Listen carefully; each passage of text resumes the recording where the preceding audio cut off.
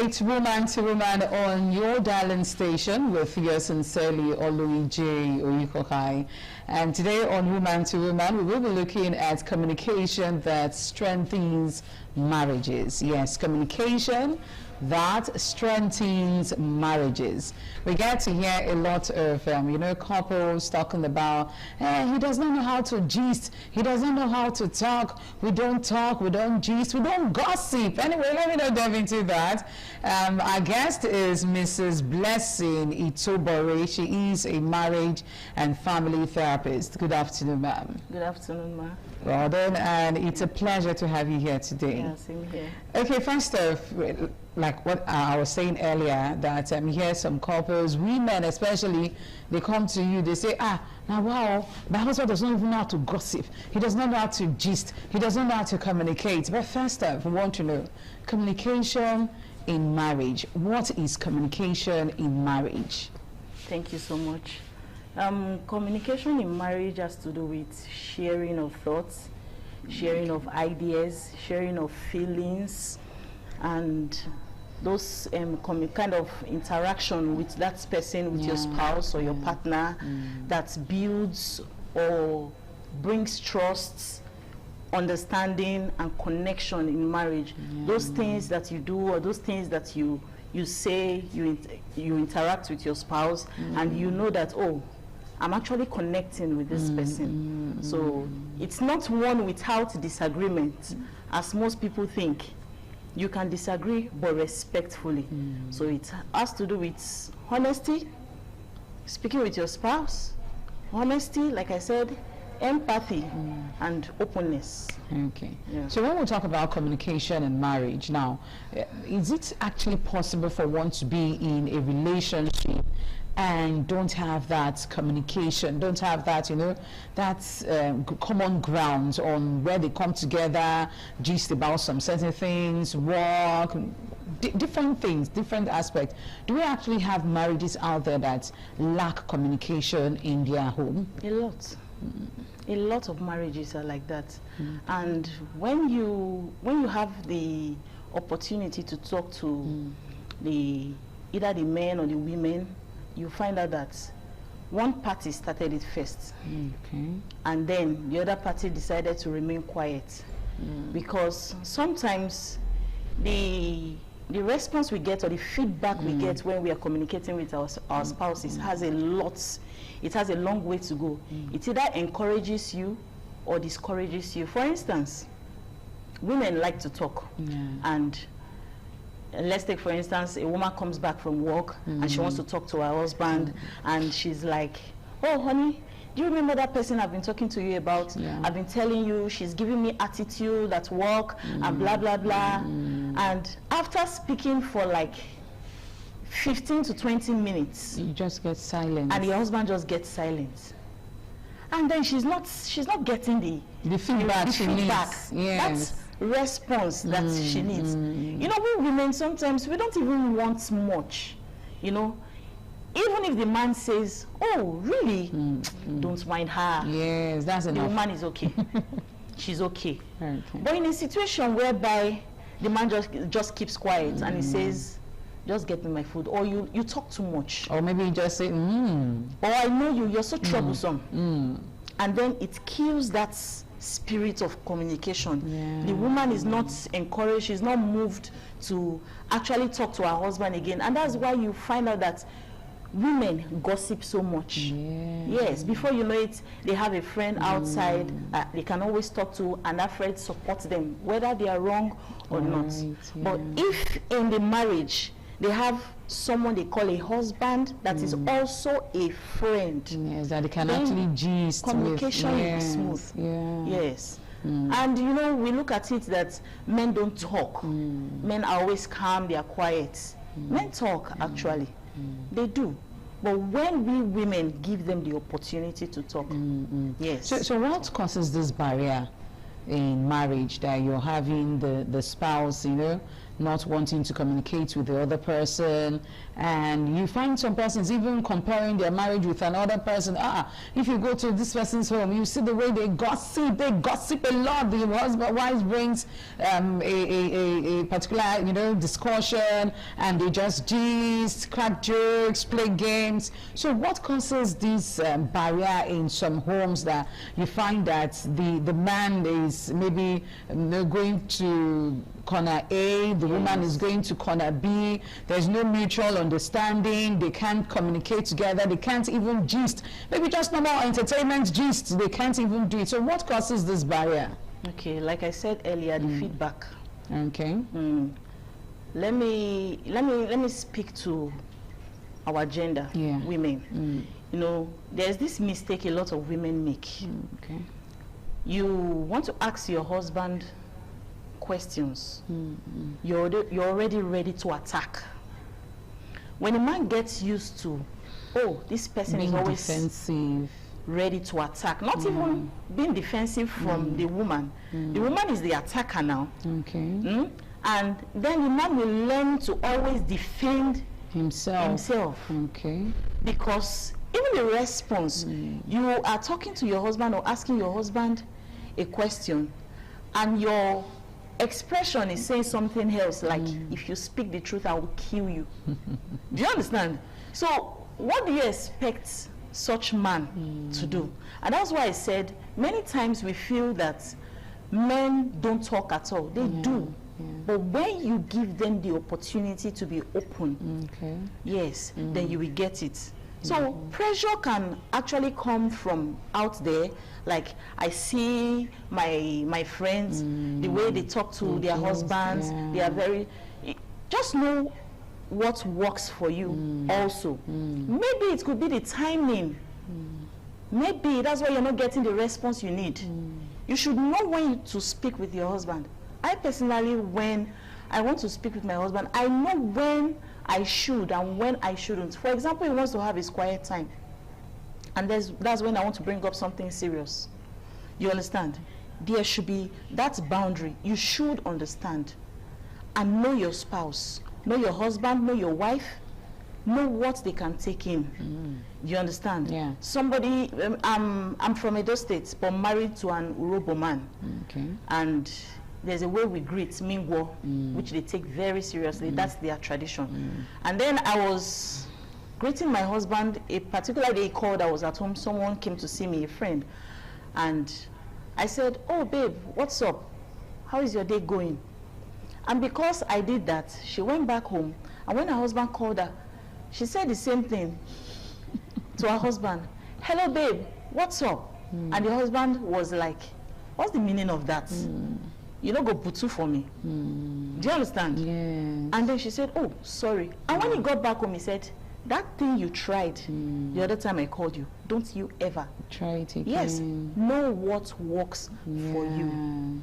Simple. So there's no room for, copying each other. You can copy good things. You can copy good, especially when everything still has to do with the response. Okay. When you see it's not working, you just have to reverse. Yes, it's just like there are women that call their husbands my oga. Very true. Or men will say my woman, my madam. Yes. I personally don't like it. Very true. Yes. Very true. And my husband, I don't know if he knows I like it, but he doesn't do it. So he would always, my wife, or my, you get. But if it works for you, just understand yourselves. If that is what makes you people happy, fine. Okay. In communication, during courtship, is there any way, the woman can actually know, okay, this is someone that I can actually flow with during courtship? Or does it have an issue that, okay, during courtship they flow, they gist and all of that, and during marriage it's another ball game entirely? So is there any way courtship can actually help a woman understand that, okay, this is what the man wants, this is something I can actually flow with? Yeah, sure. The problem with people or youths nowadays is they just focus on the fun parts of courtship and forget the main discussion, the main thing. So even during courtship, there are questions, vital questions you should be ask. asked. and things you should discuss in courtship, that you forget about it and you're just all about fun. Forgetting that relationship can be pretense, but marriage is reality. So when they get into marriage, which is the reality, they're on the field now playing everything, and then everything happens, then you are saying the man changed or the woman changed.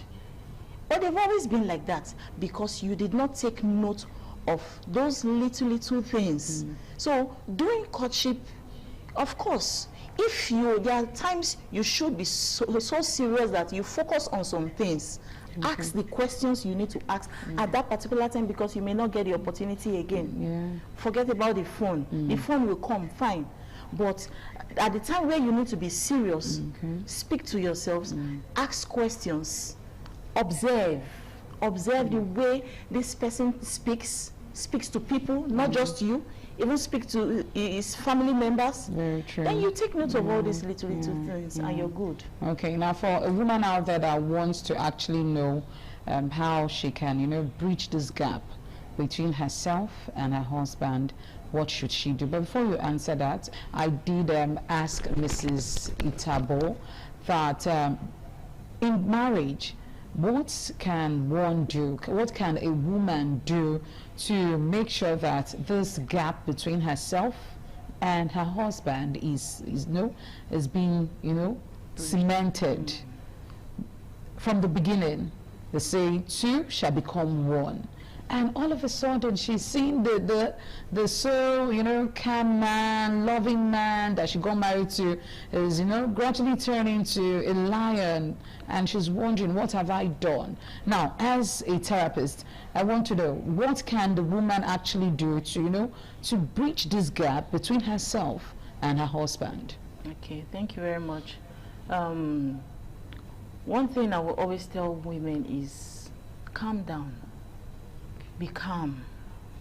We can be very emotional. And at that point when our emotions begins to play so much, we can get some things wrong.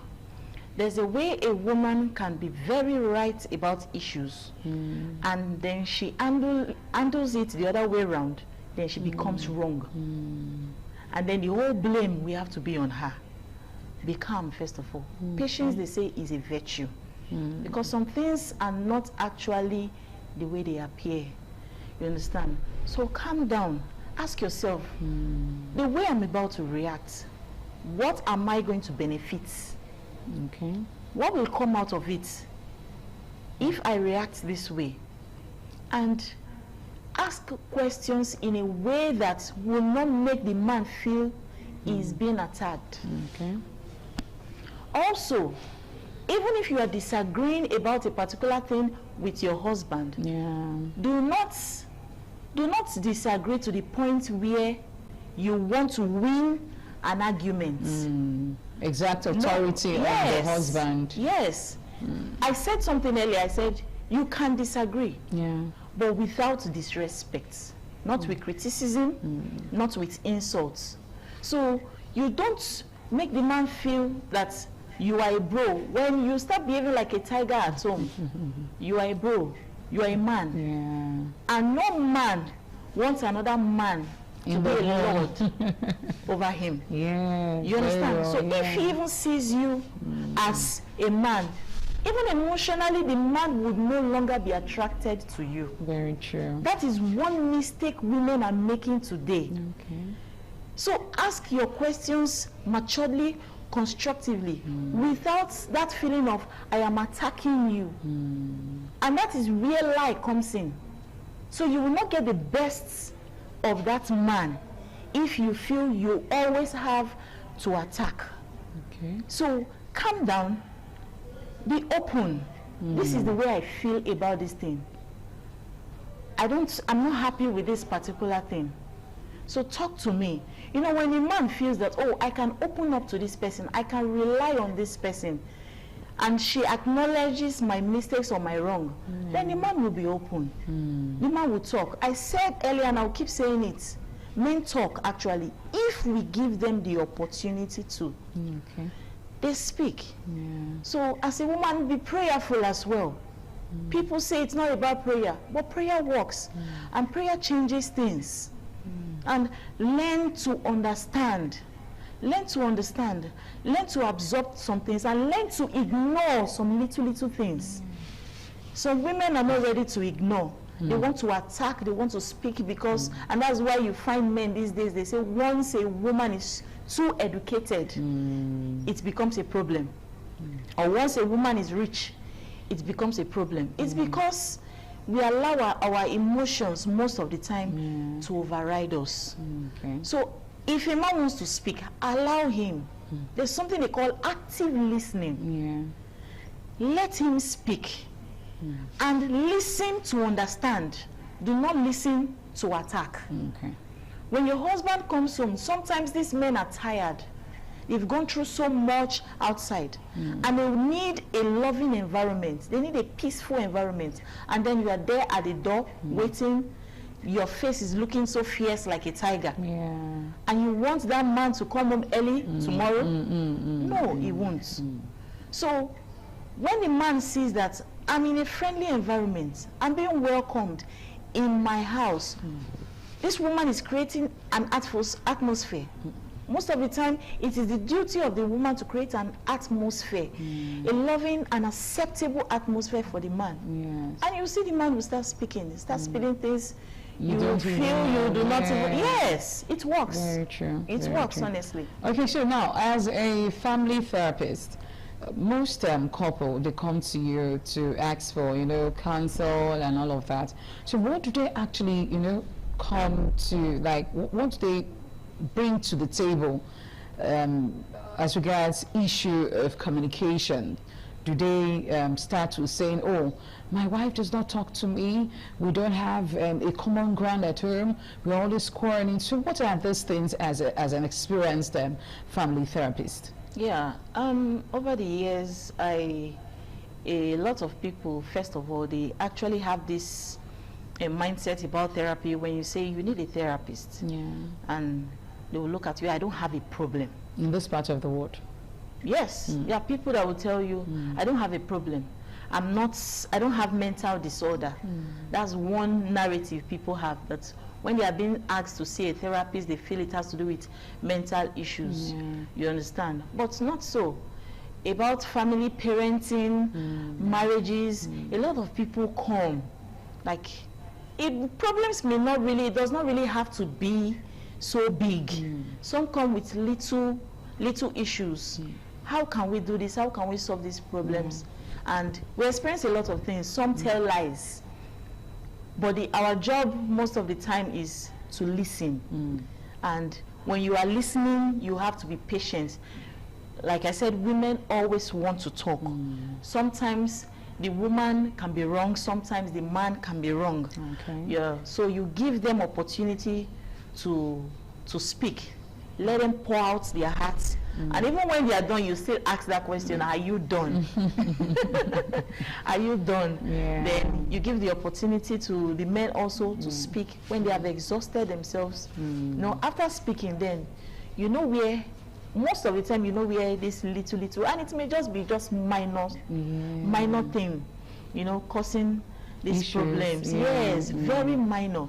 At the end of the day, when you analyze this, and you bring the two together, some of them, you just find them laughing like, oh, we didn't see it this way. We never knew that, oh, this little thing would cause this. And then it'll be good. And from there, we also do, usual follow-up. Okay, now for a woman out there, it's woman to woman. Now for a woman out there that has listened and she's saying to herself, okay, I want to, bridge the gap between myself and my darling husband. How can I start up the conversation?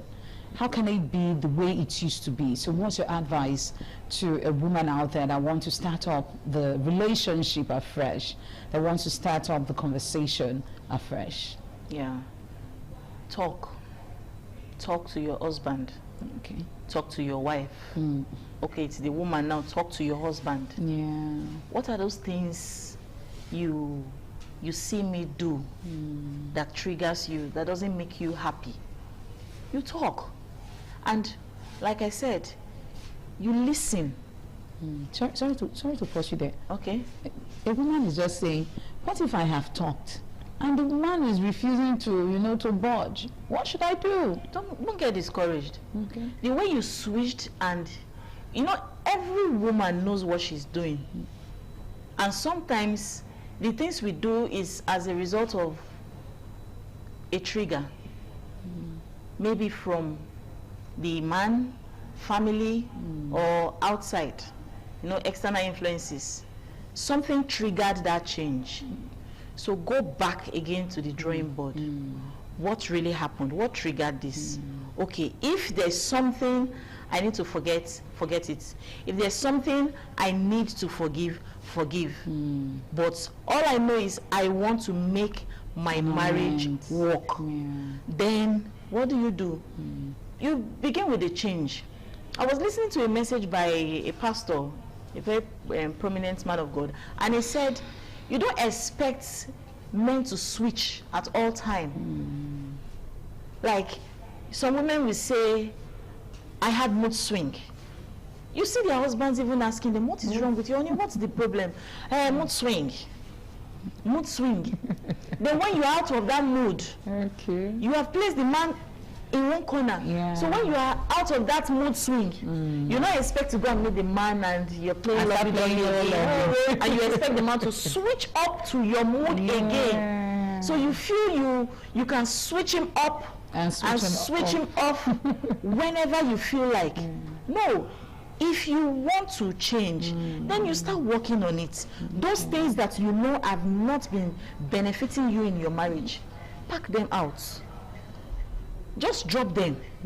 Then be intentional about that change. I want to change this thing. If it is dressing, your husband has been complaining. A woman came to meet me and said, the husband does not take her out.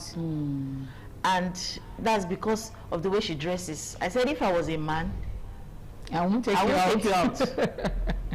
I said, you are dressing like a footballer and you expect your husband to take you out and introduce you to his friends. He said, boy, he met me like that. That's the issue. Women will always say, after all, he met me like that.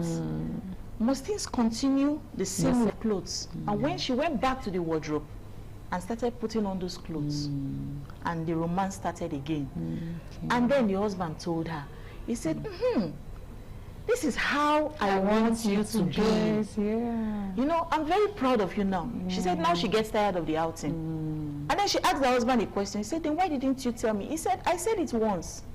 And that's one thing about men. They don't talk much, but they talk. Very true. He said, what? I said it, and the way you reacted. Yes, especially when I don't want any just fall back to their shell. Exactly. He said, I don't want any issue. So if the outing is the issue and you're dressing, fine, let's continue. Then I'll keep you at home. Then when I'm going out, I pick whoever I want to. You understand?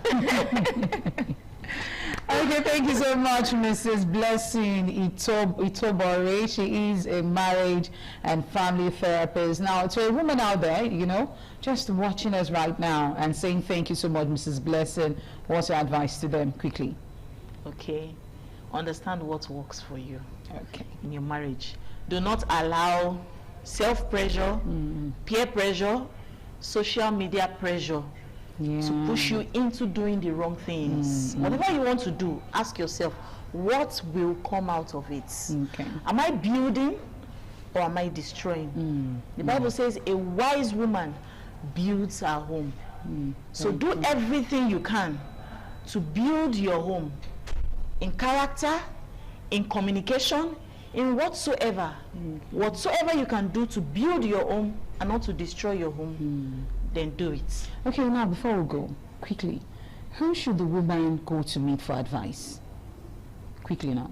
Okay, thank you very much for that. It's very important. A lot of people feel, I don't need to meet anybody for advice in marriage. Some even say no third party. Yes. And it's actually killing a lot of marriages. Sometimes you need a third party. So if you can meet a therapist for advice, fine. But if you have someone you know that if he tells he or she tells your husband, sit down there, he sits. And that is why you should not get married to a man that fears nobody. A man that is not accountable to anyone. A one-man squad. That is very risky. Don't do it. So if that person can say, oh, let your husband come in. Okay. I will talk to him. I will do this. I will do that. Then that kind of person, you can take advice. So take advice from a reasonable person, the kind of person that you know has once advised you and it did not destroy your marriage. Yeah. All right, thank you so much. Communication that strengthens marriage. I hope women out there, they have learned a thing or two, yes, from our discussion today. I hope when we call on you again, Mrs. Blessing, you will be here to educate us as women. We'll be seeing again next week for another exciting time. It's always woman to woman. Do have yourself a blessed day. Bye for now.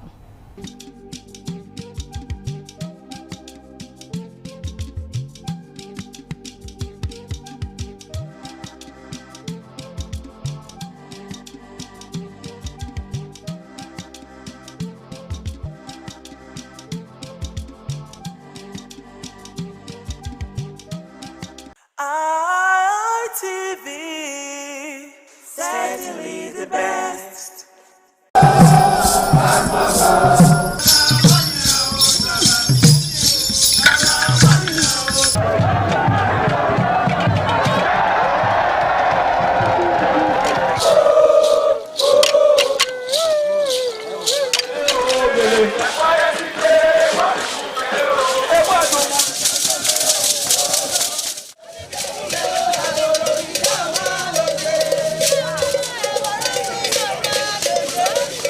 Ladies and gentlemen, what we are seeing on the stage is the Toro Cultural Prison Cement.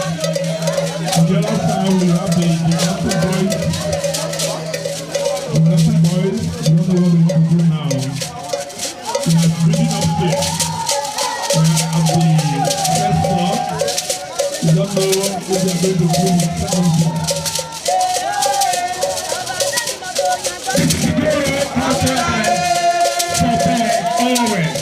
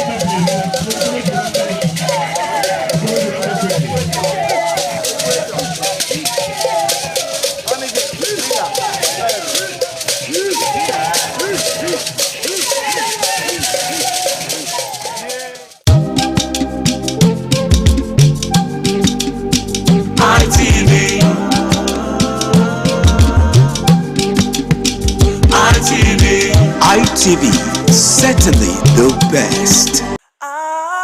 ITV, certainly the best. Joining us on this week's edition of the program, Icons.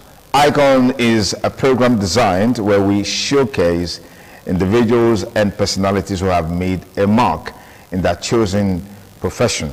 And so you learn from their story to enhance your productivity, your efficiency, your effectiveness, and your output generally.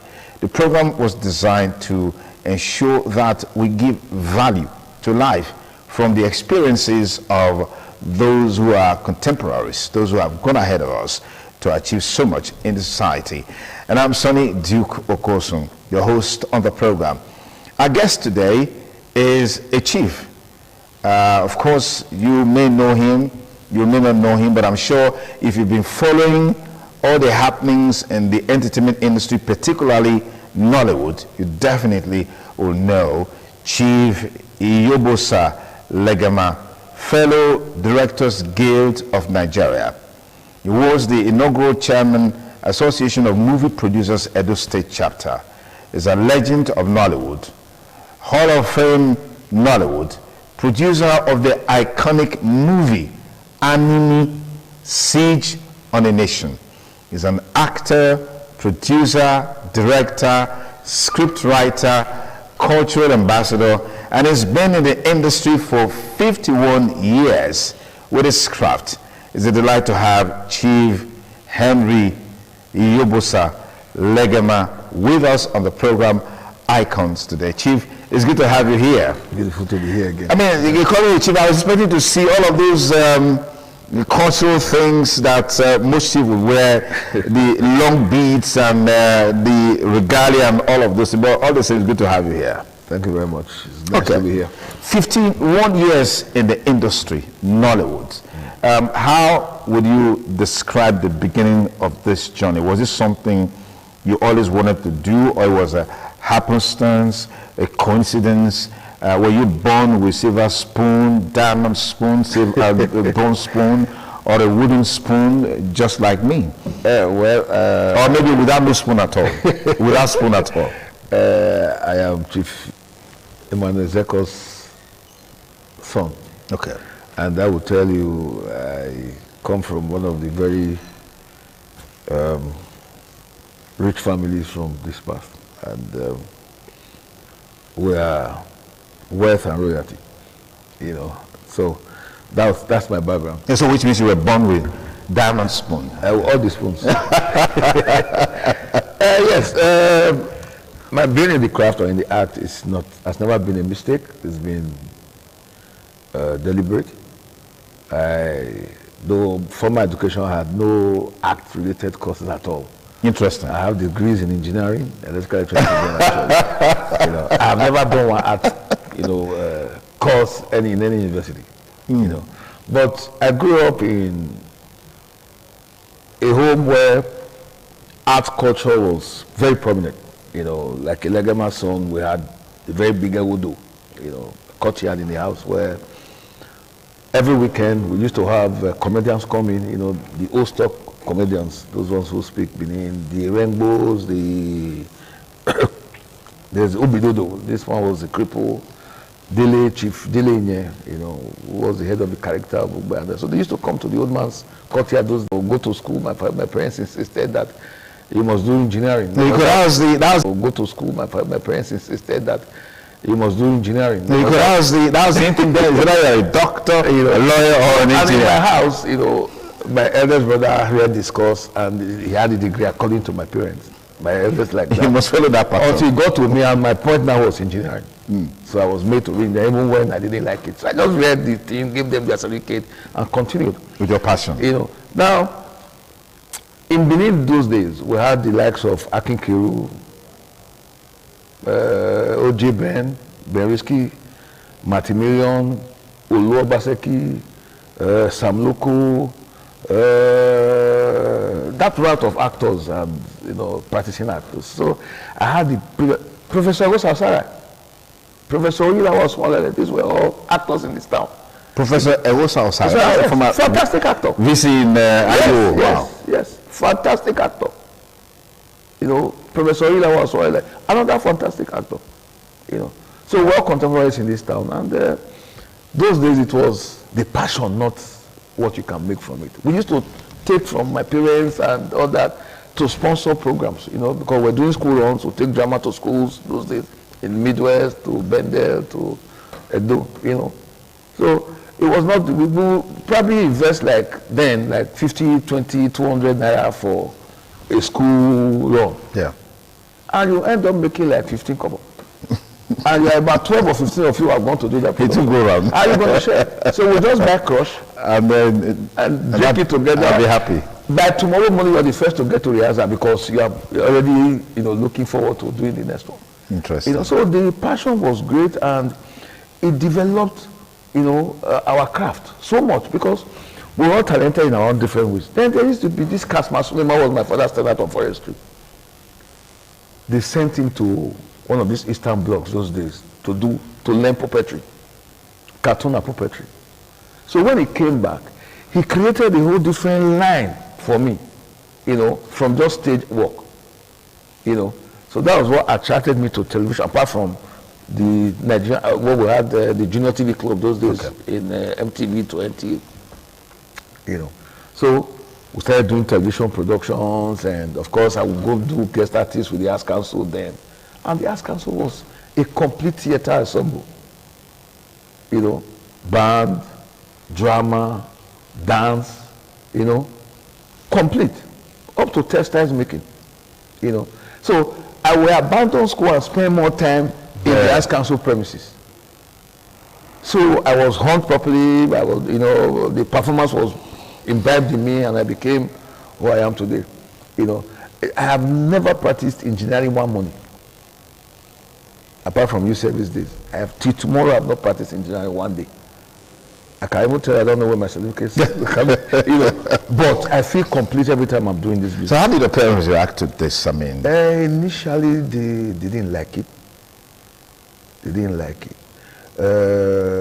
When my father saw, we went to like 6 countries in Europe, and the newspapers cuttings that I brought, I showed it to my father.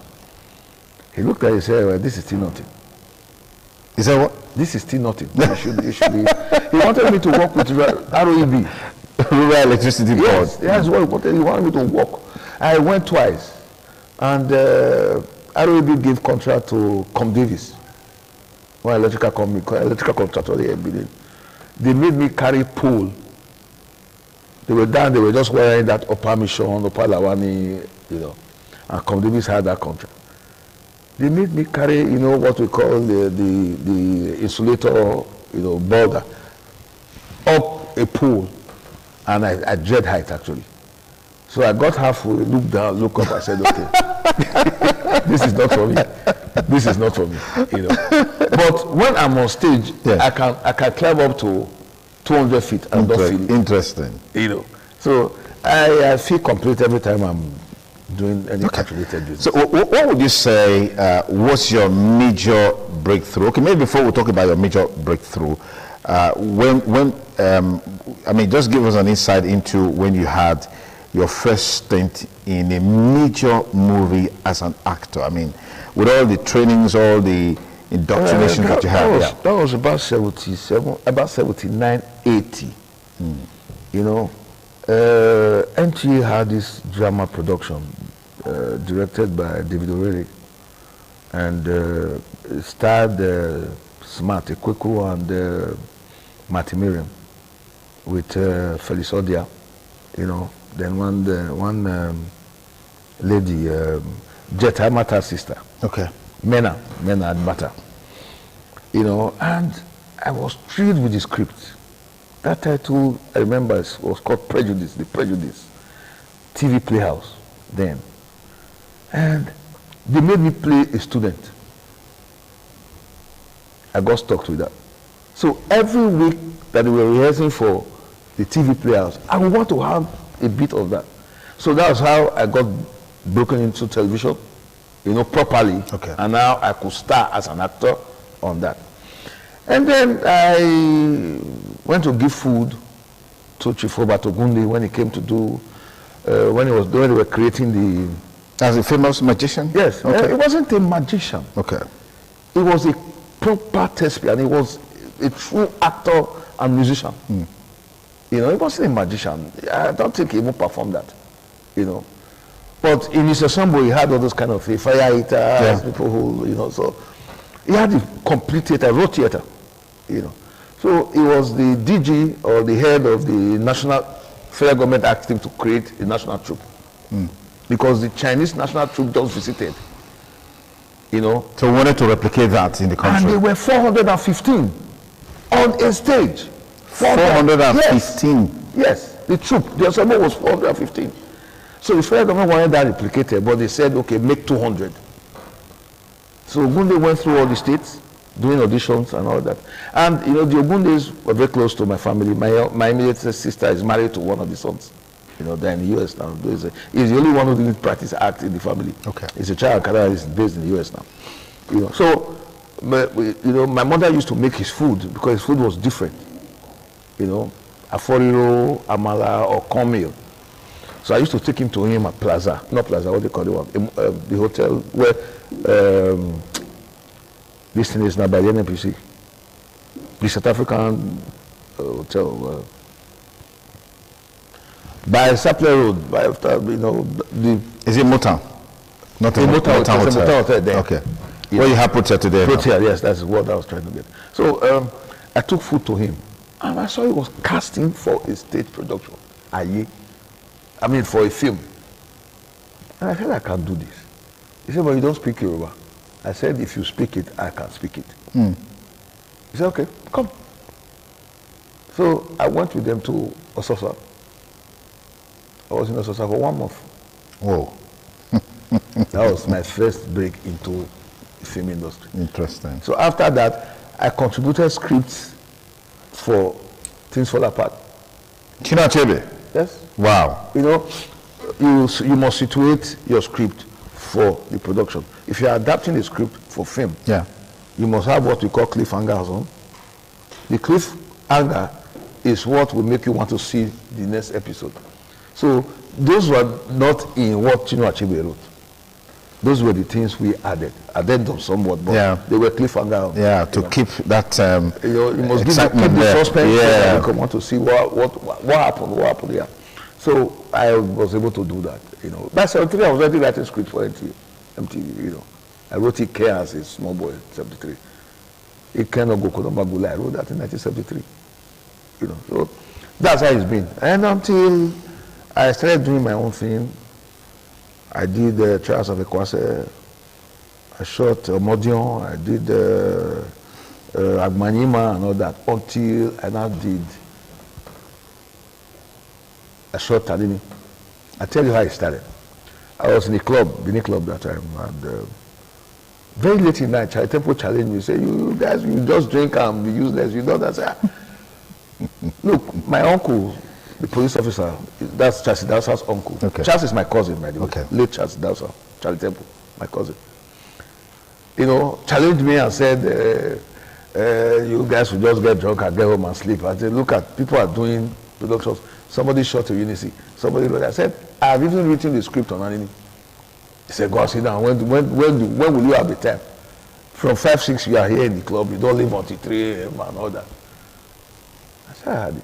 And Victor Giwani, Partnership Investment, was there. He said, if you can do it, I will put money. I drove to my house that night to get the script. Brought the script. By the time I got there, Victor, Temple had left, but Victor was still there. So I gave him the script. The next morning, he called me and asked me to come to Lagos. On the Monday, that day was a Saturday. So Monday, by Sunday evening, I was already in Lagos. Monday, I went to his office in GI. Lo and behold, he gave me money to shoot. I mean, I brought 16 stars from Lagos and lodged them in Benin for 1 month. In shooting Anini? Yes. You know, I went to the police, got special permit from Tunji Alapini, who was commissioner of police here. You know, we used to play golf together and we became very close friends. So when I told him what I wanted, he gave me 40 guns, but unserviceable guns. They gave us 2 policemen to guard those guns every time we go. So we chartered a vehicle with the guns inside, and we had the 2 policemen inside. One of the policemen gave me one small explosive. I said, do you know we can service this gun? And they start to fire. And I said, okay. told me how much I paid. And you serviced this gun? They serviced the 40 guns. And they were actually firing? I bought 22,000 black bullets. That was what we used for Anini. At the end of the shoot, those guns were returned to the armory and it became the gains of the police. Wow. You know. Wow, wow, wow. So, and you know, I took Anini to his period, to his time, his setting. If you see all the vehicles used, were the vehicles used at that period. Police uniforms, number plates, and all those. So those are some of the things we don't even bother about anymore these days. Because of AI and technology. So that would be one of your highest points in the industry, shooting yes. Financially, no. What do you mean financially? No. I mean, you got sponsorship. The movie had reviews. It was not a financial success. It wasn't a financial success. Why? Because you see, my executive producer is a financial guru. You know, a businessman who will invest. He was a stockbroker, so he will invest, and monies must come almost immediately, because he has his own range and period for investment, you know. But as a filmmaker, I don't have that. I make films and let it run its course. So we got New Metro in South Africa involved to actually market Anini. Okay.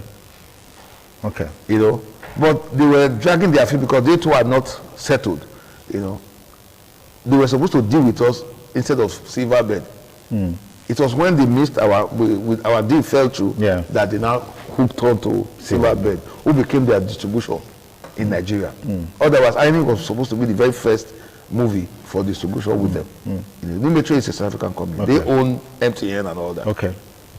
St. Maurice, the cigarette. Yeah. They own all of that. So, 8 months after production, Anini was not coming out.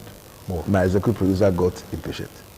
So he started all sorts of what they took me to court and all that. Oh, really? So I was forced to now give Anini to Onitsha marketer. Now that's what killed the viability of commercialization. The man gave us check. 5 days after I gave him, but he called me, I went to Onitsha, he gave me a check for 1 million naira.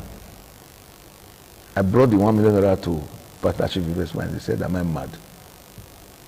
If I must bring money, I must bring, first of all, my investment. What was the total investment in Anini? Partnership's money, Victor Gilmore's money in Anini was 3.4 million naira. At that time? At that time. And my own personal investment was about 1.9. You know. But I tell you, I appreciate what Victor Gilmore did in my life. It's actually the start point for my life as an actor, as a filmmaker. Okay. You know. All the clout I enjoyed today was from that movie in me, you know, and he supported it through and through. You know, we only got messed up with the marketer, the Igbo marketer, who is usually who they are. You know, he will print 10,000 copies of Anini. He will print 2,000 copies of Anini and put in his shop. He sells his 10,000 outside the shop, distributes around the country. Every time you come, you still see 2,000 copies. Oga producer, he no move market. He no move market. You will count, you still maybe 1 or 2, you will move 1 or 2 or 10. Meanwhile, he's making lots, selling lots all over the country. My goodness. Before we released Anini in Nigeria, we released Anini in England, in the UK. That's piracy at its highest peak. The marketer was pirating himself. He wrote on the jacket in the UK, not to be sold in Nigeria. Meanwhile, he was selling in Nigeria. He was selling in the UK. That particular cover, the jacket, he wrote, the one that was selling in the UK and Europe, he wrote not to be sold in Nigeria. Meanwhile, he had released with a different jacket in Nigeria. Myself and Victor were inside. We were not making money. He was making all the money. Though the man is mad on each other. I didn't cause that. Maybe karma, you know. Victor saw that jacket in the UK and thought I had released it in the UK. And I was telling him no money. And then he took it to court. That's how we went to court. You know.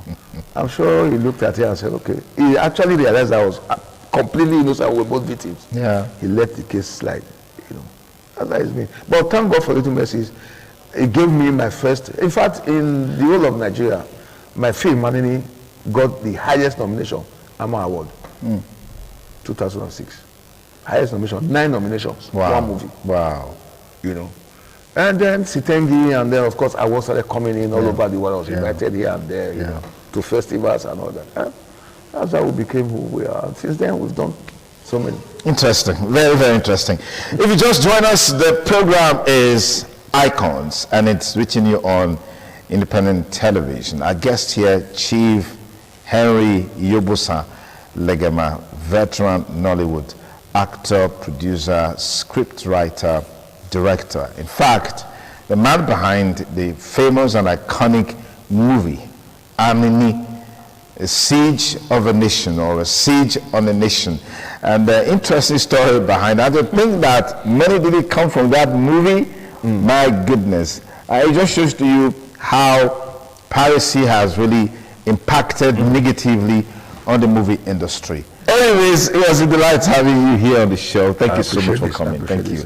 My guest has been Chief Henry Yobosa Legema, veteran Nollywood actor, producer, director, scriptwriter, everything Nollywood. Hall of Fame Nollywood. Legend Nollywood. Former president of Association of Movie Producers in Edo State. Oh, still chairman. Okay, interesting. Anyways, thank you so much for the impact that you've made. We wish you the very best as you look to the next decade of your craft. Thank you. And that's our package today on the program, Icons. We hope you had a great time watching. Be sure to join us and we'll bring you a fresh episode of the program. And I'm Sonny Duke Okosun, thanking you for staying with us. Bye for now.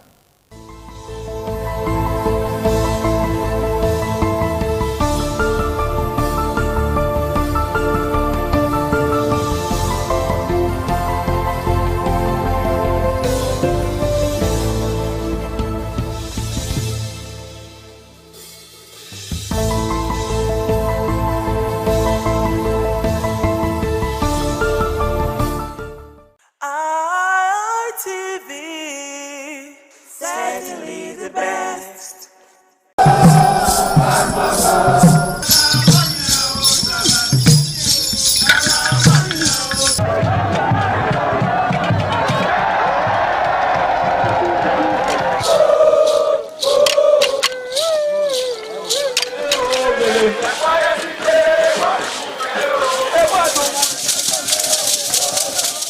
Omonoba Nedu Ukwakolopolo, Ewai II, Oba of Benin, stepped out majestically with loud crowd to perform the Sotun rites of his late mother, Queen Mother Ioba Omoni Ikoyeme, Ioba Ewai II, who departed this world 49 years ago.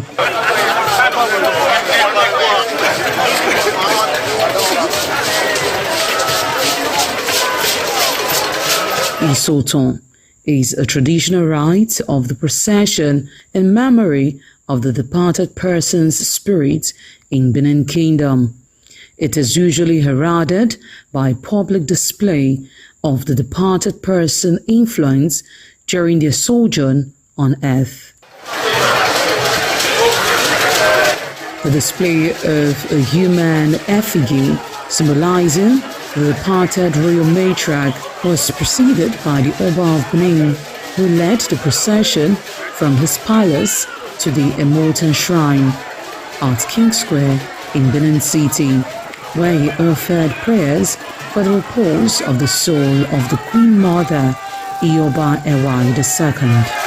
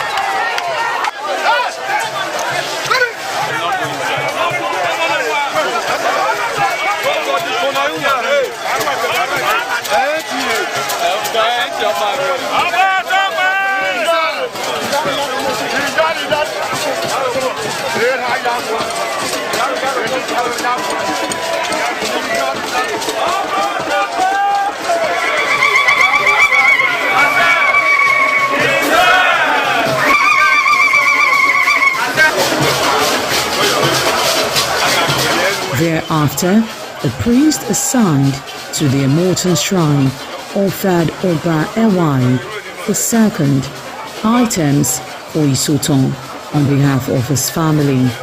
However, Chok, known as Uri, represented a mixed cheer from royal fans after ancestral spirits were invoked to bear witness and announce his arrival. On his way home, Oba Ewai paid tributes at various pilgrimage sites, including Queen Idia Tomb, the side Oba Market, where a cheerful crowd of traders abandoned their wares to catch a glimpse of the royal personage and join in the celebration.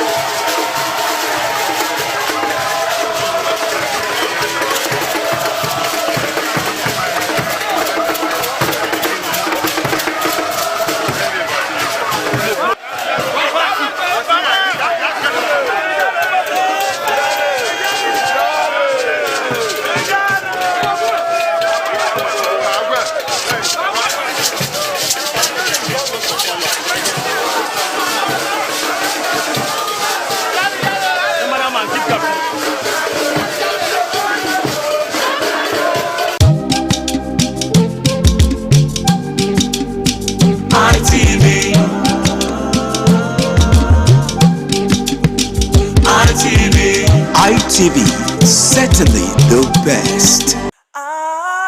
ITV, certainly the best.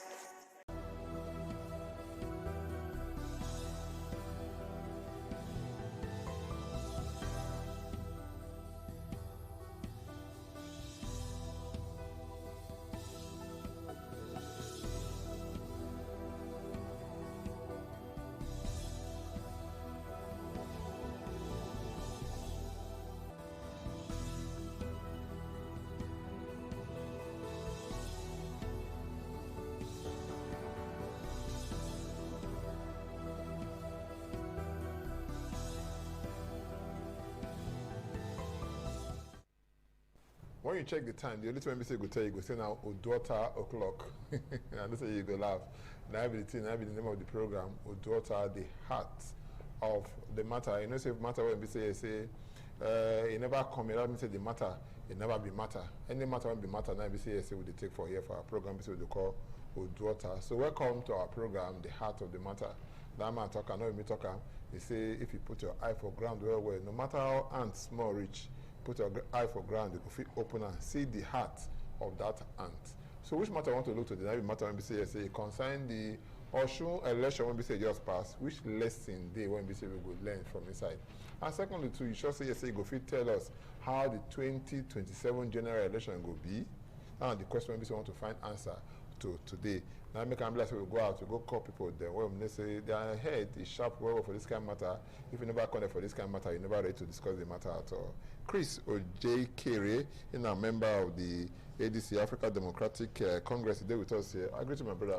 Thank you for bringing me. I agree to you so much. Osan Okoro Obaraye, one person will be saying for APC, but if you see matter the way it take be, they look at whether the political party when we say it they now be the matter. It will look the matter the way it's supposed to be. I say welcome to our program. Yeah, thank you so much. Welcome to our program. But none of the quarrel now. None of your shaking myself. Don't shake before you.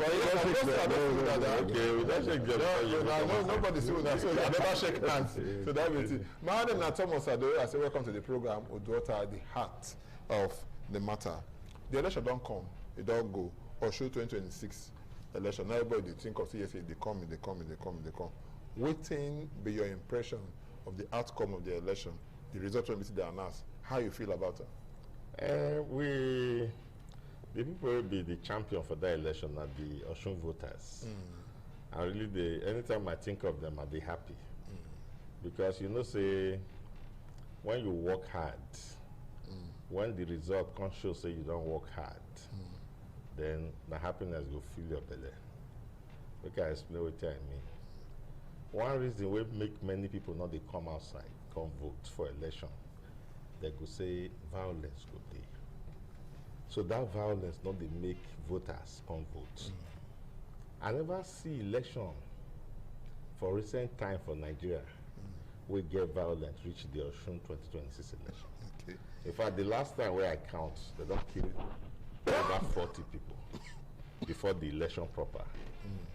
And if you look television, you will see say they can't catch one APC. Despite all this, the voters still come out and they vote well. We get that kind of vote well. We get that kind of results. ADC gets, Accord we win the party, get almost 500,000.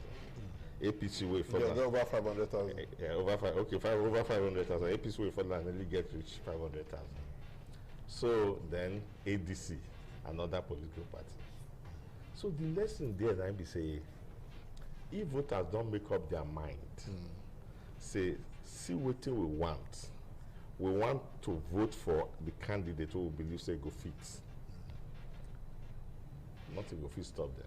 Okay, that means now voters when they come and come they vote, now make anything they happen online, they try to talk so. Because now they ask you, now they try to talk so say if bad thing won't happen for election. One of the things where they give room to that bad thing to happen. Now we will not many for grant. But you get one to NBC, you talk, I want me to carry your leg, go by for me, I go join my brother. You say they catch one APC, might carry gun and everything. AK-47. Okay, AK-47. Not be just man, candidates. Okay, but we see, say yes, say even the APC too, they complain, say some of their members, they kill them. You understand? So if you want to look at like this now, the way NBC is talk, you not talk about the, say they show any other political party when we say carry a gun. Not sure say you want, you not just want to give the APC bad name when we can talk that one. So. No, you see what it is and I be saying now what you see you go report. But some people read the series for people say say the kill some members of the APC. You don't read that one. APC talk. You don't read that one. I know, listen to me now. APC talks say they kill their members. Okay. ADC say they kill their members. But with the talk of the one way they catch with gun. Okay. You don't understand that now candidates. Okay. No, may I come into my browser now? Make I ask you the same question. Me no contact say same exam and the right. I could ask you different questions. And there is what you be how you feel about the outcome of the election. Yeah, Baba, thank you so much. I think first of all I want to give kudos to federal government. When make sure say the will of the people prevail. The truth must be told. All these our government without the federal government not giving support to make sure say everything go the way they call and say we were. I'm not sure so we will talk this one when we talk today because if to say maybe APC win, we will say democracy is in trouble. But now say another party don't win now, maybe democracy will also survive. I think I will need to help my senior brother say he also get one House of Assembly member when they carry see many people for a house when import people come, maybe you forget you forget that one. That one. Now you want to remind them. Now one reminder. So we get to of the ruling political party for them. He's serving House of Assembly member, presently serving where bring machineries people many for a place. But those are the Korea and Madi of election. Every Nigeria facet of election. Nigeria they grow. We go also reach the place where we say as we finish talk for ITV now we'll go well for the vote so you come out. You go see everything. They work out, they go. You no need to even declare public holiday or declare say no move for election time. We will go come that time. Just say because of the dark past when we don't feel leave. So it's still the bill I say with the crowd they come democratically. But I think I don't see say the thing will also they get better small. If people really are let the people, the will of the people prevail, you go begin work. Whether I be say I let no go cover eye, see say cheating, they go and they keep quiet. Whether I be say the police no go see say and this person be the person when they make them also keep quiet. They go make sure say the people come first. The people come first. This was also the first time you see and say, Osun, when we as politicians we dey say people no money for Osun. Osun give us close to 1 million votes this time. Over 1 million votes. This one was the first time.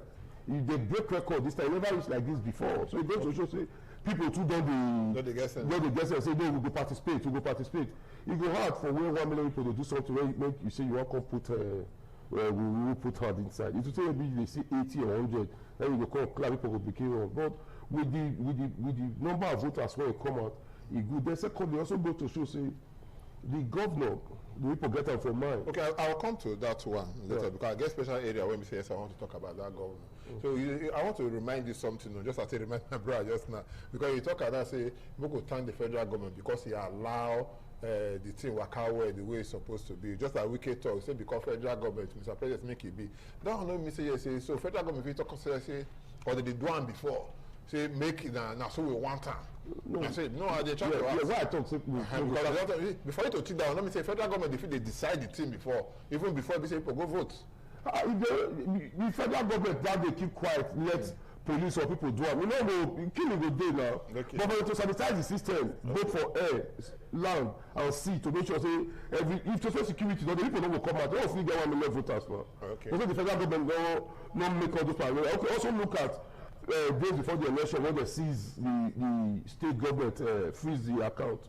You hear the federal government talk say no, even though so that they follow away, it took close to election. Oh, yeah, open up. Those are but that one, they show say you say the institution don't get power. No, that one because other people are supposed to do under the institution. Not be the institution, not be the government supposed to tell the institution. I go take waka. No, go take government. I go take waka. For the president to talk say he dey. You know the what they do he dey. But make we let this thing go. It goes to show say everybody wanted that place to be peaceful. Okay. If not before you know that one first of all it help to get your way out now negatively or positively. But for to say no, make the will of the people prevail. And for also to say election finish small, the next thing the president put a call across to an opposition that it goes to show say that person when they talk when get right to all those things, so make everything they go on. Say okay, may I come to you. You see one thing when we say you talk now, you say they allow the will of the people to go. Now so you talk. Ain't will talk talker. But again, one time we say you draw when you talk when I like to draw come out.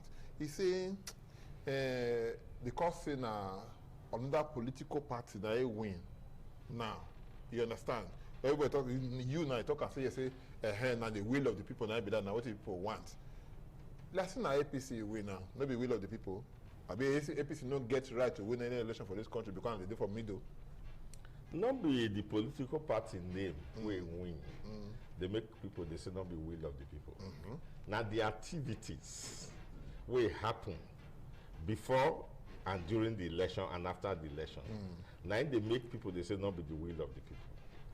As in talk now, now where federal government not interfere. This time they miss they interfere before. They interfere before that. That's why I say ask you. That's why I say we thank federal government. Say yes, and that make we praise Tinubu say he allow free and fair election. You know just like Wike. Yes. So now when federal government take hand come out, now we can't take know which one be the will of the people. Not because of an accord win. What do we talk now? Say if government they power, make government they remove hand for election. If government remove hand for election, we go see them. Now we go judge whether not the will of the people or not. Not be the name of the party. Even if the PDP they there, make they remove hand for election. Make they let election go as it's supposed to go. Then we go no say now we will come pronounce and say now the will of the people be this. So as federal government this time can allow them, make them vote freely, protect the whole place as in talk. Now make people turn out. For instance, now if now where do they fear? You see, say the margin where Accord take win APC, it now reach like 200 now. Now, suppose it's a fear. About 60-something thousand. Okay. Suppose it's a fear day. Accord people come sit down for house. APC go win for there now. You don't understand? So when government do what it's supposed to do to provide security, to provide the material and everything, make them remove hand so that we go know which one be the will of the people. Wait, I won't find out. They don't already. Adeleke don't win the election. He don't win. He don't win the election.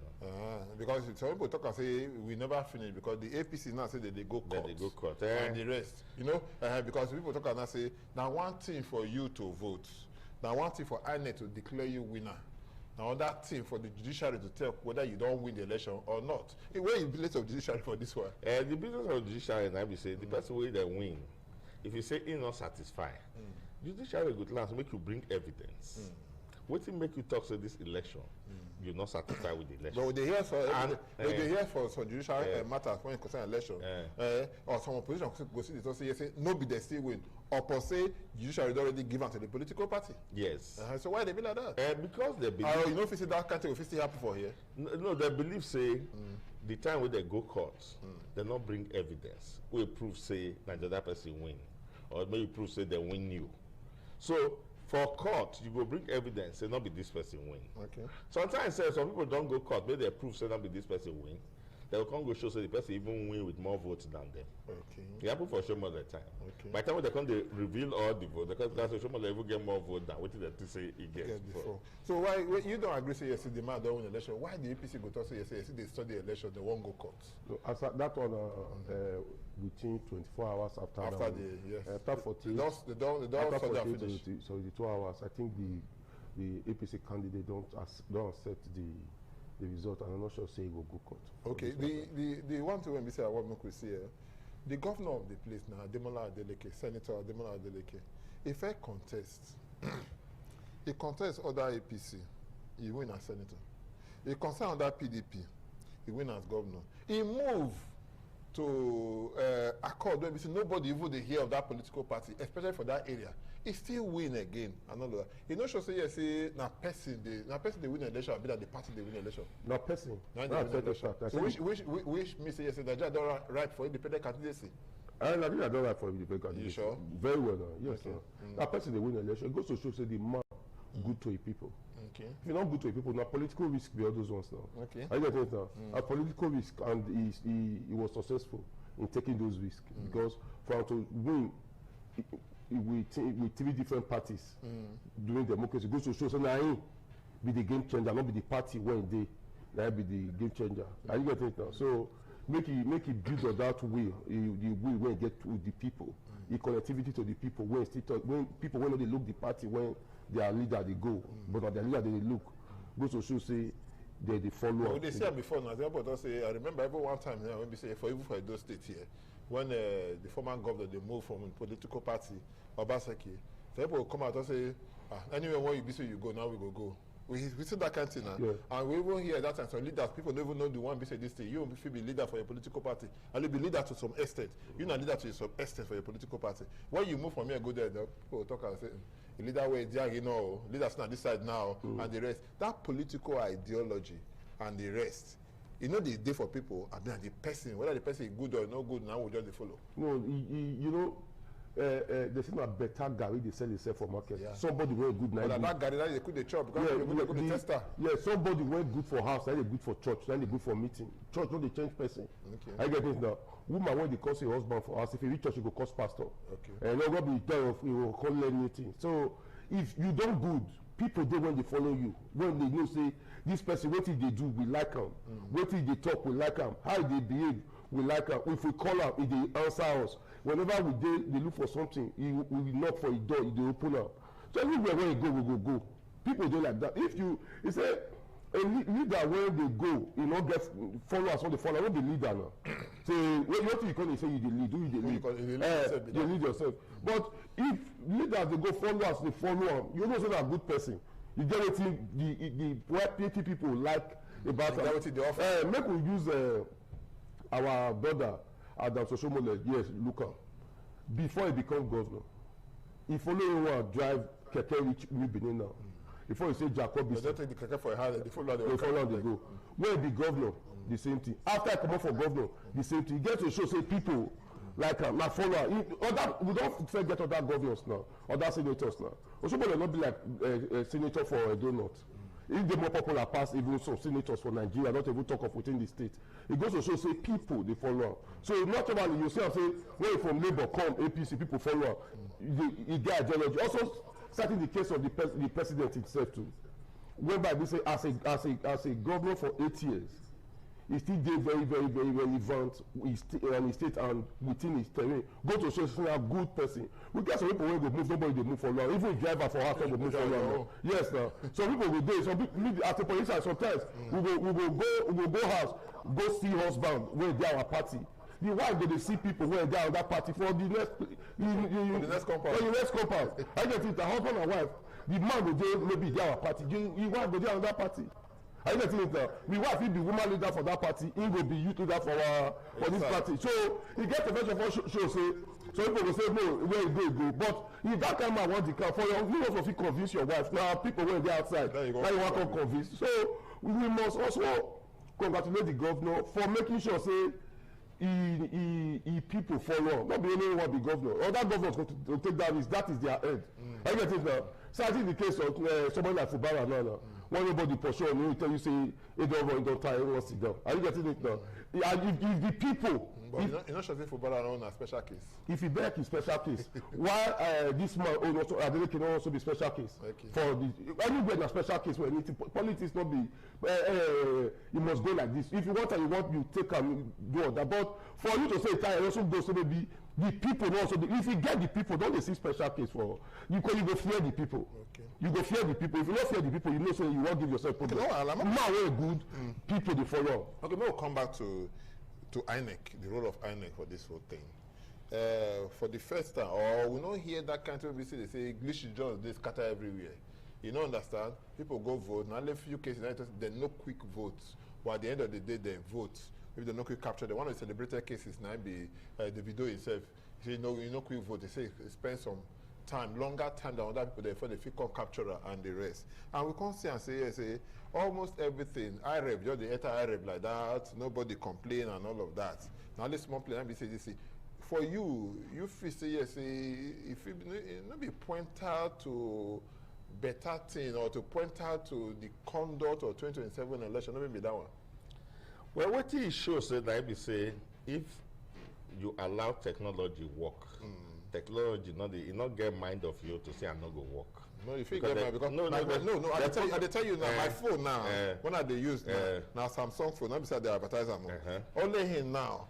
You know the good they on. You get the one take the one and when we say you go on. That's not glitch now. So if it happens, no, that one not be mind of you. That one let me say it get problem. Not be the problem. That problem that they repair now. Okay. You don't understand? What I mean say you don't put the technology in good condition. Okay. If they work. Then suddenly, only election day, now the machine go come to say not go work. Something they there. It proves. So what I try to explain to you, I'm saying, all those Beavers machine where we employ, where we purchase for Nigeria. If you go read the technology of that Beavers, now almost machine will not fit spoil. Almost. And and that machine, it get many functions. It will capture you. It will still record the number of voters. If they do mathematics by itself, and all automatic once you get network. So you don't see the demonstration now for Osun.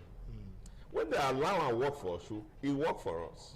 So what we are trying to make to you say all those stories where they talk before say result not go IREV and so on, all na human factor, na rigging. Okay. Not be the machines get problem like that. Not be fake machine, not be we bring. Our machine they in good order. As it don't feel work for Osun now, we pray say make they also allow and work for 2027. Okay. If you work for 2027, as everybody they happy for Osun now, that's what the whole Nigeria go they happy. Okay. Because you record the right thing for you. I go take work. Now when you say your candidate win, now go take work, I been want that candidate win. No, that time we will know the will of the people. Okay. When we allow and work, now they talk now see if we allow and work, the person will win.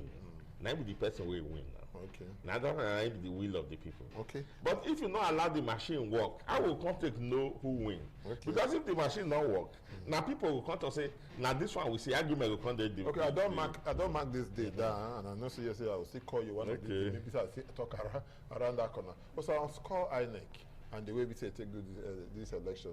And if it's called them, if you say yesterday, if you say what you feel say yesterday go happen for 2027. I score INEC above 50. Even 60, I scored them because why we not say the protest after you know why nobody can complain and who can complain nobody complain. I get it you get Now somebody to say they win with I get 5, you get 6. That would they argue now. You get 5, somebody get about 600. You just no difference day. You work out enter house. You go wait for another time. Because this one, also the INEC too when they do an by-election, the same thing I will talk here now. See the way it go, and we congratulated INEC. Now INEC don't also step up on their game. This one was also not better than that one. Are you getting that? Those glitches on the talk now. They will hear, but not you will hear. We say Nigeria they crawl democratically, never begin the wrong.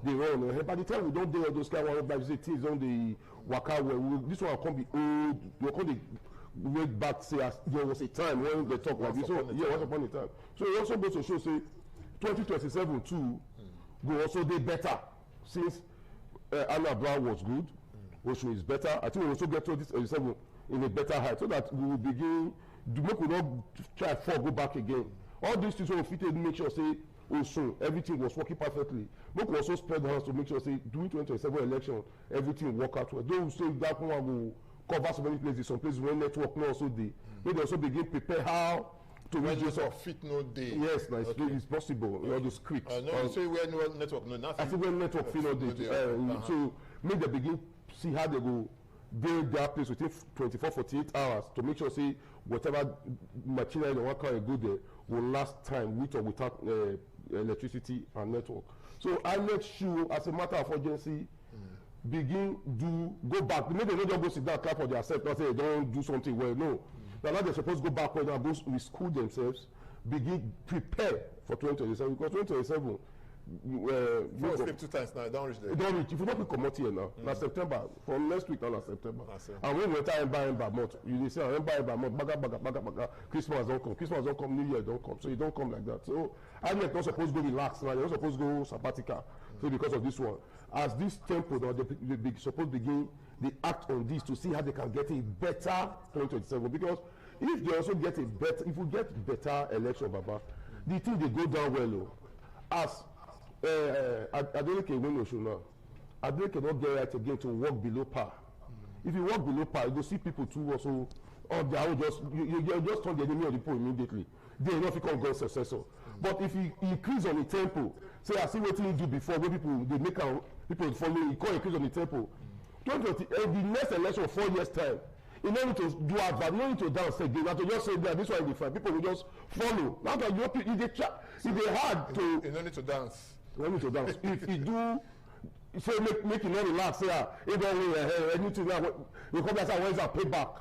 People are watching. 4 years on the far. So, but if you come to us say, my people, thank you. What you really now want again? Make we do. See what you want to this school, that one, this one. Then do some of the things when you open a talk.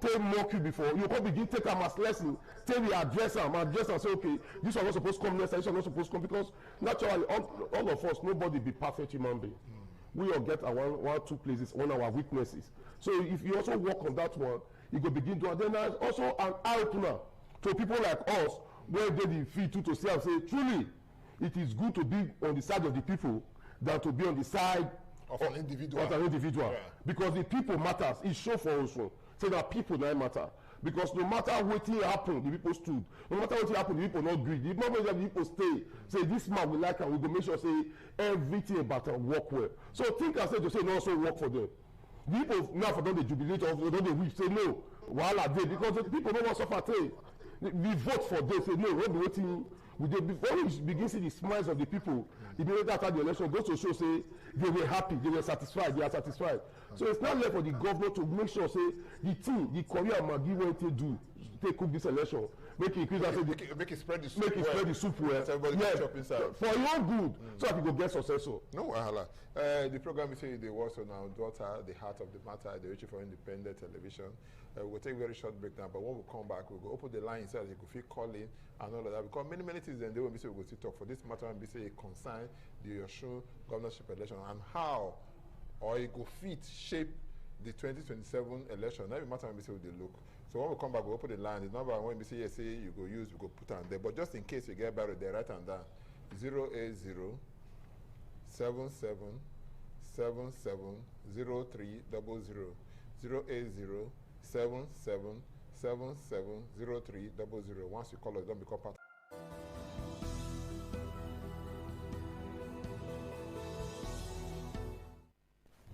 Welcome back, and the program is the Waka Dey Go, and the name of the program now, Daughter, the Heart of the Matter.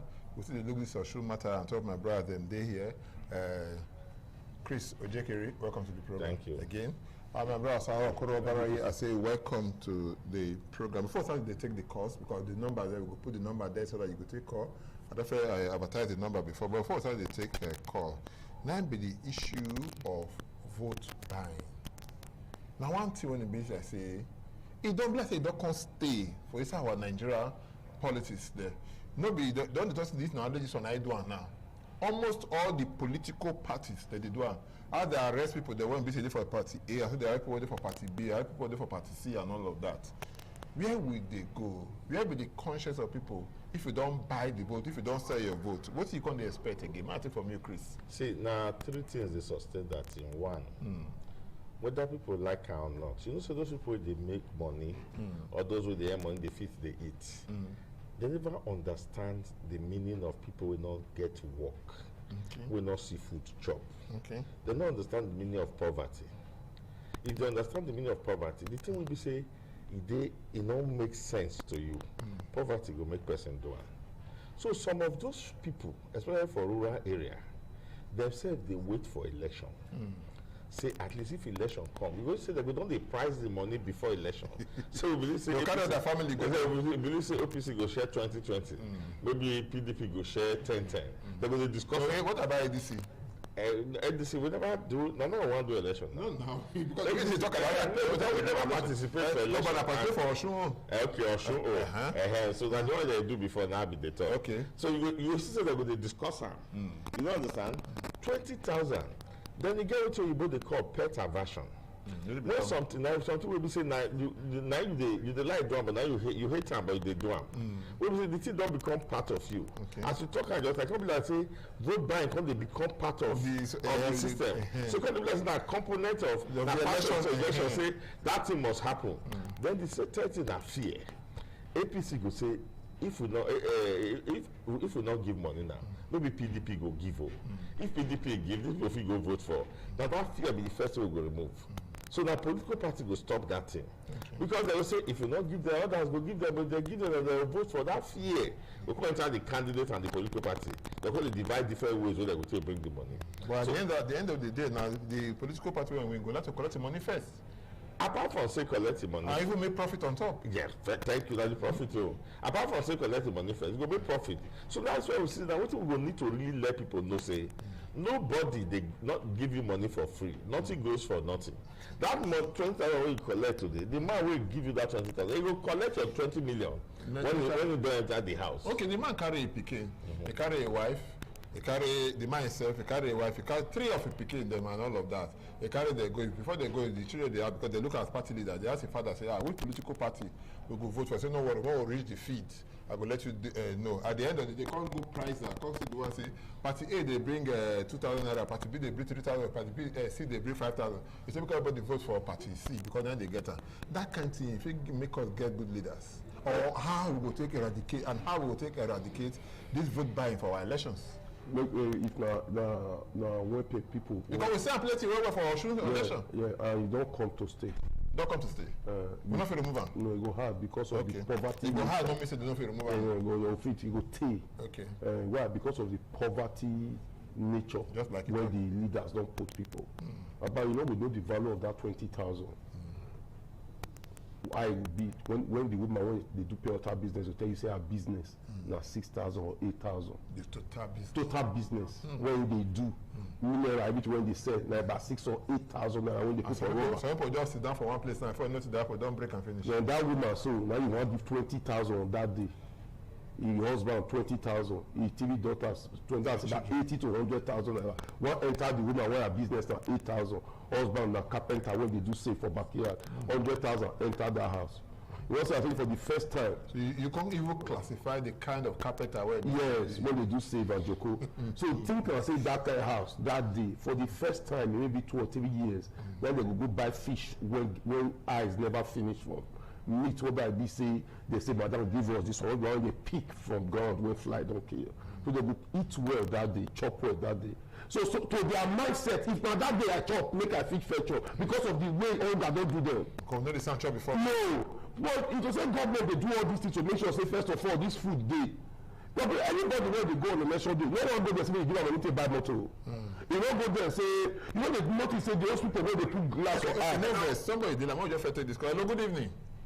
Good evening, Oga Fadu. I agree to you. Who they talk with? And your brother Ejala. That's the big fish. No more, sir. Ejala, you know they call me on. We don't see that again. No, to what the program was. I'm surprised we get like that, sir. I agree to you. Oga Obuta. No more. Oga Ejekele, good evening, sir. Thank you, my brother. Yeah, my whole point be say, means go and 100%. Now, the voters, that be the problem of INEC. INEC no be problem. Okay. Because if you don't get the ability for talking, INEC no dey cause talking.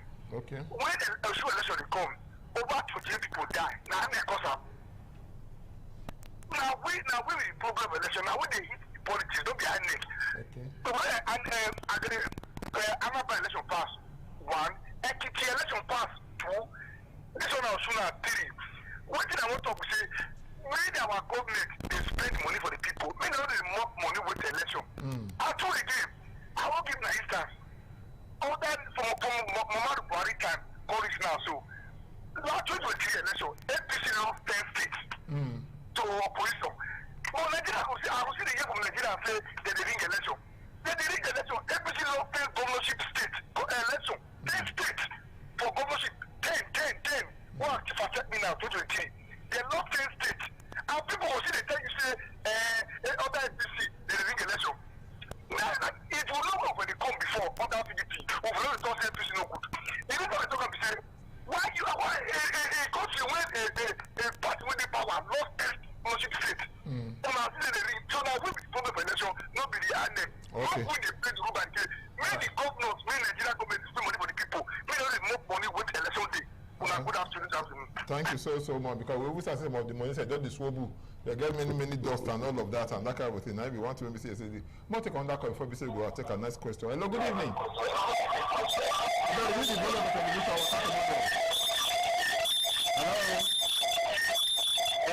Reduce the volume of television or Waka.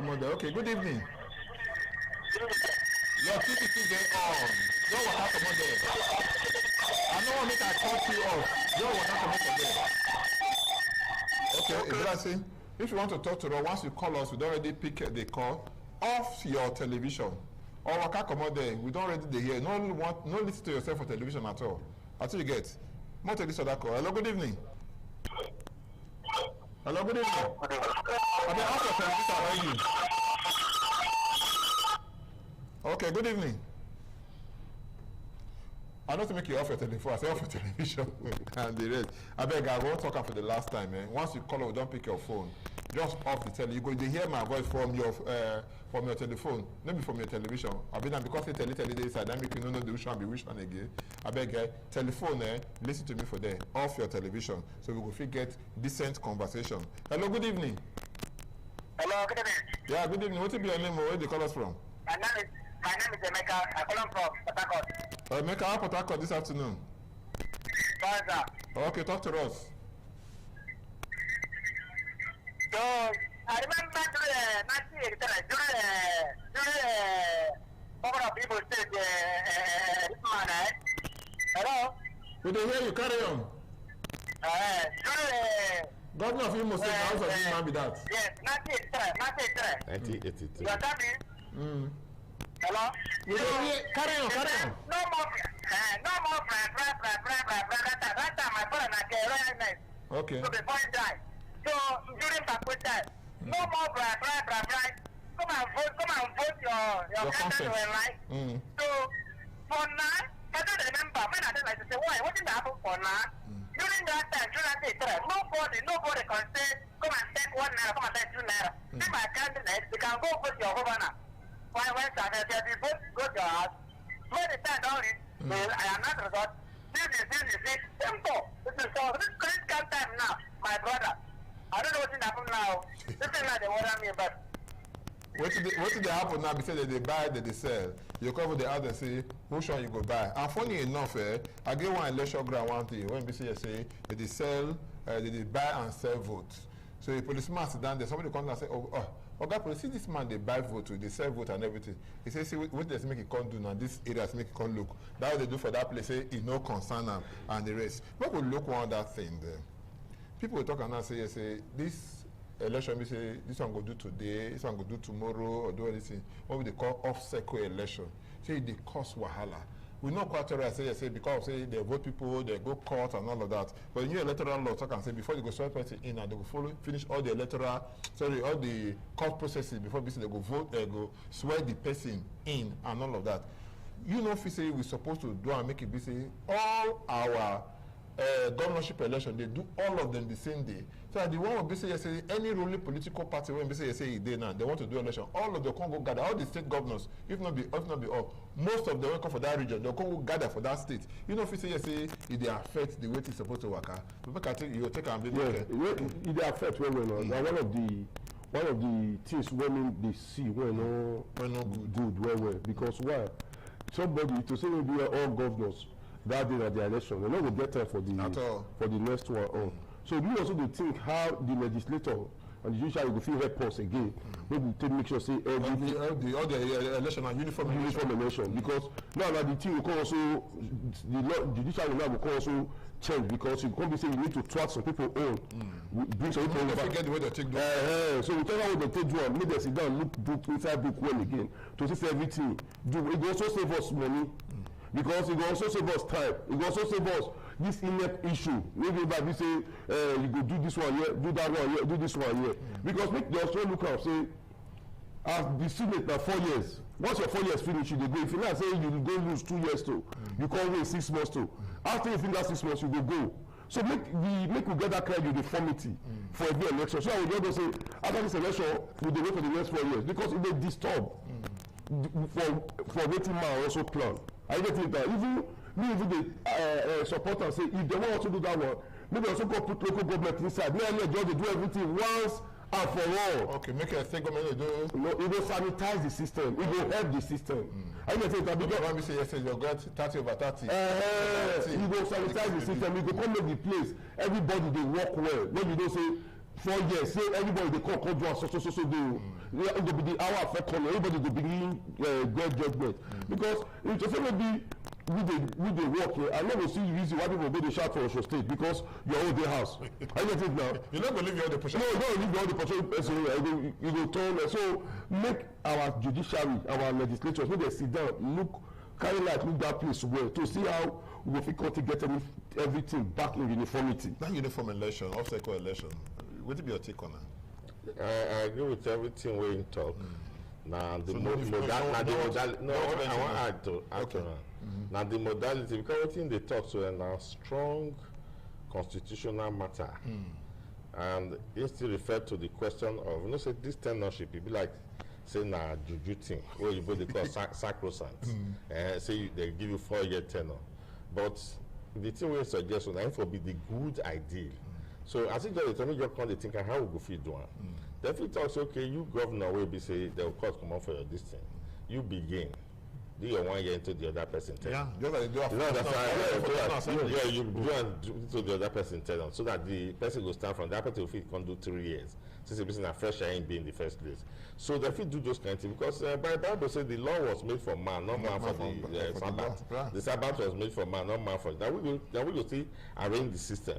So that in fact, including the local government, just as they talk, the only thing we are not want, this one will be say INEC they conduct all election. Well, INEC still conduct local government election. What's the argument they grant? But that make INEC when they conduct local government election. If ever see I support that one for now, if our democracy stabilized first. Okay, more this call. Hello, good evening. Hello?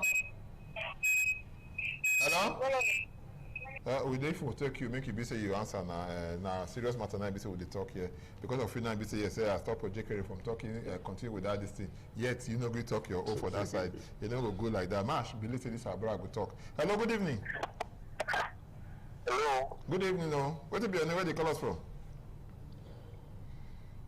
That one network abe na shame in the show or the first television talk for television. And I remember one of my brother one day just say he won't talk. I bring a come here talk because they count the number of lights we see we get for inside the TV here. And the other say, but how far like oh, you say wait and the rest. So make we look this matter when we say if we look at because you talk about this off-cycle election. Because now one thing I say whether we like them or not, it did drag us back and they come back when we say they drag us, no be small back at on a big back. Would they spend money? More money. Okay, for those days when governors can't stay Osun now, they leave their work for house. Apart from the say they don't leave that work with, you know how much they lost every day with governor not there to sign what he's supposed to sign for office.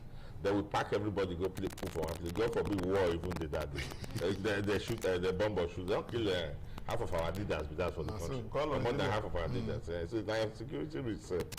So this local government election, make the add and general. Make we do and we never do this one first. They talk of that one. That's what, since we want to get 1 circle now, we know so we can get off circle. Make the add and general. Hello, good evening. Now wow, blessed that the vest today and the rest. So make the add and general. Now what we will consider? Okay, no problem. Good evening. Good evening. Yeah, what if you know where they call us from? Solomon, what do you want to know? I know it's small picking but if it's it off our election matter.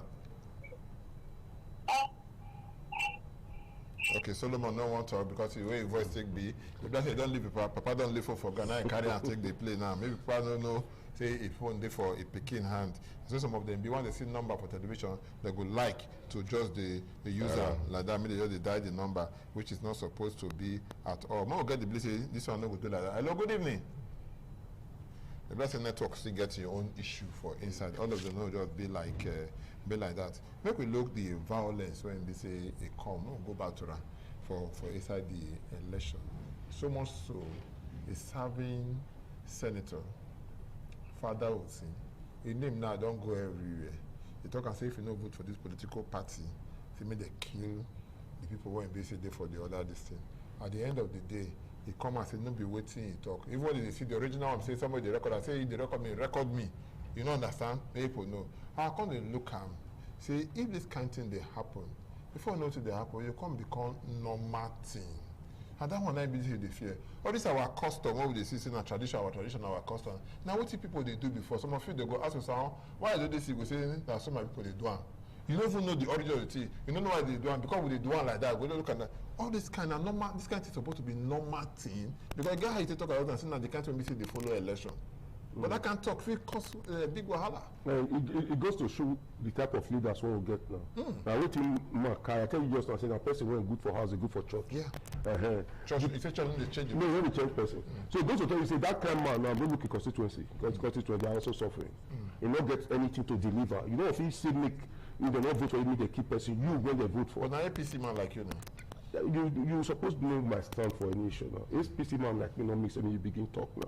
All of how you go make that kind of statement. Even as a service senator, you become the deny. You supposed to even talk so now you talk out. You go to now that for respect. Yes, now for respect you more. Try to cause now AI begin call they change the issue. Go to show say you really minded. I get now you when they represent people for the red chambers. So it goes to show the type of leaders how do they find their way up there. I get think maybe mistakenly because don't be what you supposed to expect from a serving senator. Even don't be what you even expect from. And don't be small picking too. No, what you supposed to even expect from a conductor. Let's say somebody. Yes, a distinguished senator where he be say he get to them our taxpayer people when their taxpayer they pay you. You say make if they not do it. Okay, now what is his fate now after the election? So the election will come. That person going to be fate. Hello, good evening. I call back with Amir Jala. Jala, thank you, sir. You call back. Yeah, I want to talk about get you to our talk. Okay, so about the senator will talk say anybody who will kill a party member. What it means is nobody born as a political party. Your constituency now people will do the same they kill them. Every election they get counting. We remember when this kind of thing come up when the city governor got on say it is so to happen then Nigeria will burn. We see yet one leader for Ego, TikTok up. Say so happen. Nigeria will burn or God, Jesus will burn. This kind of thing are bad thing. You supposed to not make laws where you go to carry people down, where you go to put yourself. That one is one. You get what you want I want to talk when I want correct some situation. Nigeria, because government win election, sometimes not be say perform. Nigeria they vote because of would they vote here because of settlement, would they vote because of ethnicity, would they vote here because of religion. If you win election for Nigeria, that you don't even perform. And if you lose election for Nigeria, even though you perform, it happened for Ekiti. When the former Bayomi perform, he lost election. Because that's the way you take campaign to the people. Election for Nigeria, say the way you bring yourself down to the people. Let me believe that they win election. Sometimes you perform, but you only bring yourself down to the people. You lose election. All right, thank you, Ejala. You do well. Make I come to Adeleke. You understand? At the end of the day, when Michel don't win and love it, if Feto can say go work for Mr. President and the rest. Now they repeat and again say in talk and say that Mr. President go work for the 2027 election. How? How you react to that one? It's not just saying go work for president, saying endorse. Endorse and work for no, that's two different things. Okay. You know, say he's saying endorse Tinubu. You're not just saying go come and come work for Tinubu. Okay. And then you know, say for the man they talk say animal way escape trap for bush. Make you know say still dey inside bush. Adeleke still dey inside bush now. Okay. Not because case dey ground so. So we go know. Well, the court case. They go know how you go take talk. Say the court case no be waiting. But the time we take talk and the court case dey ground. No, never enter court. No, I mean the statement don't come out say they go examine this and if it's necessary they go court. Okay. So it go dey immature of Adeleke after he don't win make they talk contrary to what he talk before. He talk am before the election. And he reiterated. Don't repeat am after the election. Say he endorse Tinubu. Yeah, what if you know where they call us from? The guy from Benin. How are you this evening? We thank God. I greet my people for the house. I greet you. Yeah, the thing when I want to talk is, for me personally, I feel say the federal government they just to control so many things for me. Okay. Like you don't reach time when you say states on their own supposed to conduct their own election. At least federal government supposed to get all that things. Maybe say they're supposed to put their hand. Maybe say they go come out hand for all those local government election they conduct. Now when we say they get it over 24 over 24, 30 over 30. If you say they will conduct the election by themselves, not before they own the go do answer for. Look, even the advice when we give for that one, we say you need to understand. Say at least the government, the federal government, even though say maybe they won't conduct the election generally, but at least the INEC supposed to serve as observer. We be say they observe another body. We be for the runner. At least it will be decentralized on certain power. We be say the federal government they use to interfere with state election, and I advise with that one. Okay, thank you, Bright. When you say you tell us the time no be our friend now. Will they look into 2027? What thing you would like to tell voters? It's simple. It's our way to make the on that they make the come. If they ask the things when who they contest. If you don't fed there before, what you don't do. Okay. Who not fed there before when they come? Ask what you go feed do. But they hear that one before now. Go do this one. Go do this one. Go do this one. We go keep asking. Okay. You know, go there, go vote because you want. You see somebody talk just and say ethnicity. I get into tribal issues. They make religious issues. They I get it and say this one are Muslim, may not be Muslim. Make we begin look at the person when you know the thing who will fit deliver. Okay. Somebody when don't fit deliver or who you don't first see within a terrain say go fit deliver. Make we begin look towards that one. Then make we also begin see how best we fit to make sure say election not dey rigorous. But to conduct election not be small money. Okay. If people like Adeleke no go waste money, they will waste about that kind of 20 to 30 billion for this election when you just see pass. So when you just see and say that normal thing. Are you getting it? So by the time we see and say the money not come today like that again, people will feel call they enter the contest. If not, people be what do, but to carry the money for election, not be small money. So by the time we begin to say we make the money issue, they fade away small. You can't be attracted to many people. For you to get that close to over 1 million votes of that day. Out of that 1 million votes, over 700,000 people collect money. Okay. The rest of they collect now all those baba when they put glasses here when you know they feel convinced. Okay. I get it that when they come with your wife or newspaper, if election come, then you cannot convince them. Okay. The rest of you see when they come, everywhere if they vote, If na 100 people wan vote there, 70 they come ask you say how much you wan give me. Now 15, 10 or 5, now they vote their conscience. Thank you so much.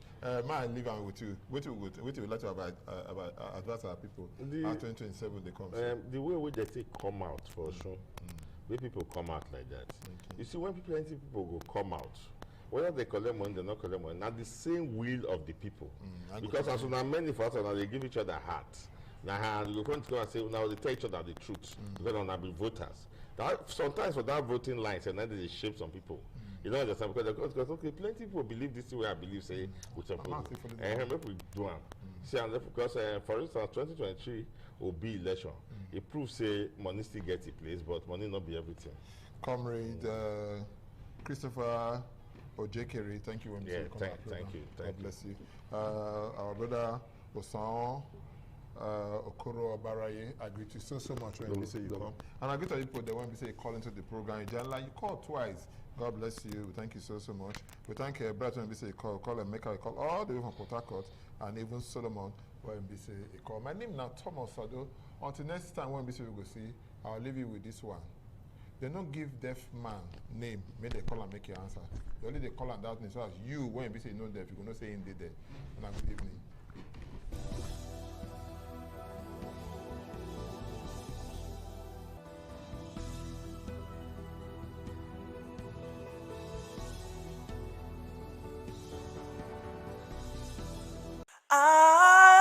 RTV, certainly the best.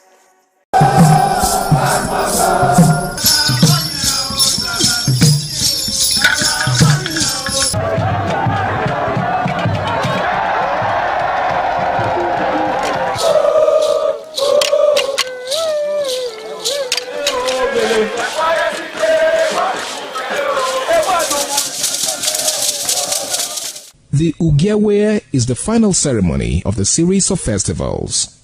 It is one of peace and lightheartedness, following the more solemn of the ritual year. Ugewe is the festival of the Ewe leaves, a symbol of good luck and joy. It is the most popular of all that heralds the dawn of a Benin New Year, new vow, newness of life and freshness of life, and a new hope for the future.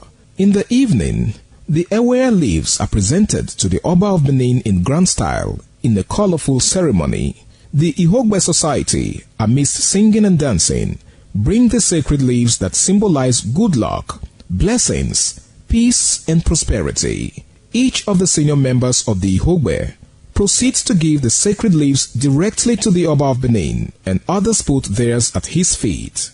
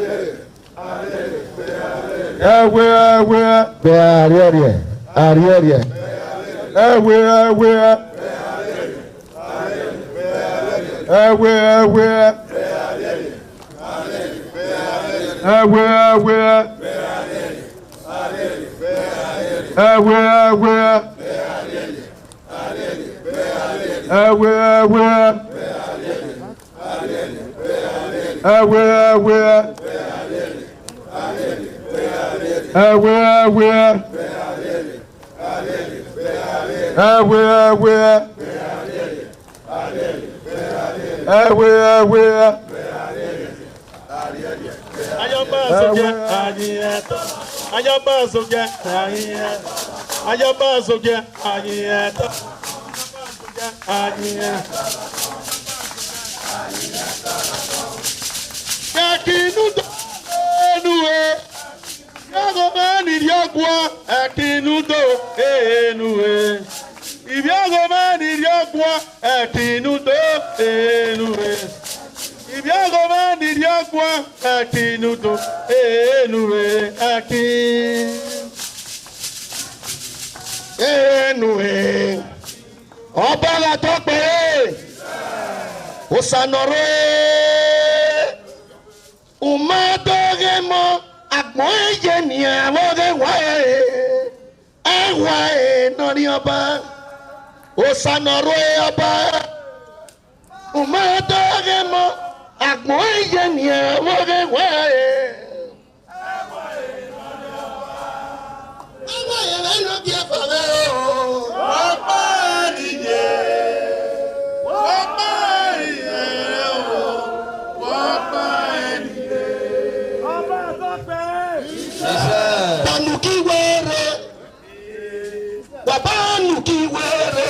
Abuki sivyoke o. Abuki sivyoke ko. Anyara na yoki. Ebi na ya yoku wasa ya yewe. Eke yoku yega to okumaka. Apa jano. Bahu majo.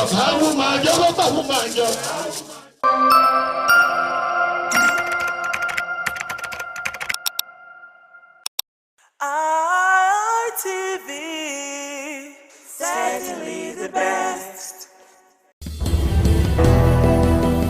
Hello viewers, welcome to Viewpoint on ITV. I am Caroline Okonji. Let me join the citizens of Osun State to congratulate the governor for his winning. I'm talking about Governor Ademola Adeleke. He's also the incumbent governor, and he has been re-elected as the current governor of Osun State. Now, we're going to be analyzing the Osun State governorship election, talking about some of the razzmatazz that went down during the election, and then again, the lessons it has offered ahead of 2027 general election. And then again, does it call for re-strategizing by political parties and their candidates? It is Viewpoint on ITV. I am Caroline Okonji. First of all, let me say that, Osun election is off-cycle elections. And some analysts, political analysts, is thinking that it's going to be a litmus test for 2027 election. I totally disagree with that because Osun is just a small state, not even up to about 3% of the election that will be conducted in 2027. Well, Osun have come and gone. Adeleke has emerged victorious. It was expected by the calculation and the permutation of the electorate in Osun. But going by the hula balloon, the noise we're hearing here and there about the federal might, is that APC is going to do this and that. But I think Osun people has actually proved to show the world that they can vote and defend their votes. I think we applaud them for that because, irrespective of the lot of shenanigans here and there that, in quote or in quote, that some political parties were trying to do one thing or the other, but the Osun people actually resisted them. But why I feel it will be a little bit different from the 2027 election, because that is a general election. That is not just off-cycle election. You see, all concentration has been on Osun as a state. So I think Osun also have some external factors that also supported the result, the outcome of the election. Because you discover that even some APC governors were in Osun making a lot of noise, supporting their counterparts, whether good or bad or the other way around. But on the long run, the electorates are the ones that spoke, and they've spoken. But we are also believing that electorates will also speak in 2027 election, but which I doubt, because presidential election and governorship election, you see, let me tell you, they don't carry the same weight. The titans in presidential elections are all quite different from those in governorship election. So I see 2027 election as a do or die for a particular political party. But if Nigerians can replicate or show zeal or show enthusiasm or show action by protecting their votes, I'm sure the vote may go in the way of the electorate. That is to say, if INEC is ready to actually abide by the rule, by its own internal rules, I believe Nigeria will be victorious at the end of 2027 elections. Osun State election has come and gone, and as far as I'm concerned, it's an eye opener to politicians as well as to relevant stakeholders within the political system. Basically, it calls for serious thinking, basically, and it also shows that all politics are local. They are all local. The governor, Mr. Adeleke, has been able to identify with his people. Socially, culturally, politically, he's been able to do that over the time. The Adeleke family, we all know, they are well rooted politically and in tune with their people. So it was not surprising to me, personally, to see that they won the election. The victory of Adeleke revolves around him, around his family, and around the political structure that they have built over the years. And that is what politics is about. It's about the people. It also shows that we must always identify with the people. Our programs, our objectives must be pro-people. They must be pro-people friendly. It makes election very easy when you continuously identify with the needs of your people. Not only in terms of project, in terms of policies, no, even socio-cultural orientation. You have to identify. It's as if you say, okay, let the Igbo man go to Benin and go and campaign in Benin. The Igbo man doesn't understand Benin language, you see. So how do you communicate? How do you identify with the people? You must speak their language. You see, you must identify with them. It's like you telling a woman to go and campaign to a man. Women form bulk of our electoral participation. Now you are asking one man to go and campaign to a woman. Which language? What are you going to speak to that woman? But when women speak to a woman understands. So it is all about understanding the needs, understanding the aspiration of specific group of people. What is relevant to you might not be relevant to me. So it is understanding the people. So when you put the right people, you have the right candidate, election is also very easy, you see. And it is also until we begin to build the culture of the people, the culture of the people, the orientation of the people, the minds of the people. You cannot play politics from the top. No, you can't play politics from the top because all politics are local. And that is why, even as political leaders, we must continuously understand the dynamics of the society, the dynamics of the communities, and the dynamics of the people. Very, very vital to electoral victory. For me, I wasn't too surprised because I know that you can see that this young man, the musician, Davido, he has been identifying with the youth, with his music, and also with his philanthropy over the years. And they are heavily rooted in Osun. So that is my take. Now, it called for strategy. It called for the evaluation of the strategy. We must also use the party structure. We must continuously oil the party structure. Now, if you have ad hoc approach to election campaign, where you set up ad hoc committees here and there to go and campaign, that is not sufficient because we have standing committees, we have standing party structure from the state to the unit level. You must continuously encourage them. And that is why I commend His Excellency, the governor of our state, Distinguished Senator Monday Okpebholo, when he recently approved 25 essays to each ward across the state. And that is a grassroots policy. It's creating opportunity for our people in the grassroots and for the community people in the grassroots. Governance should be about the people. And that is why I commend his effort for doing that. And that has a way of giving us electoral advantage to some extent, because of course you are creating opportunity for the people. And I want to also say very clearly that it is imperative that we continue to do that. Now you begin to look at using the party structures. The ad hoc structures should be complementary structures.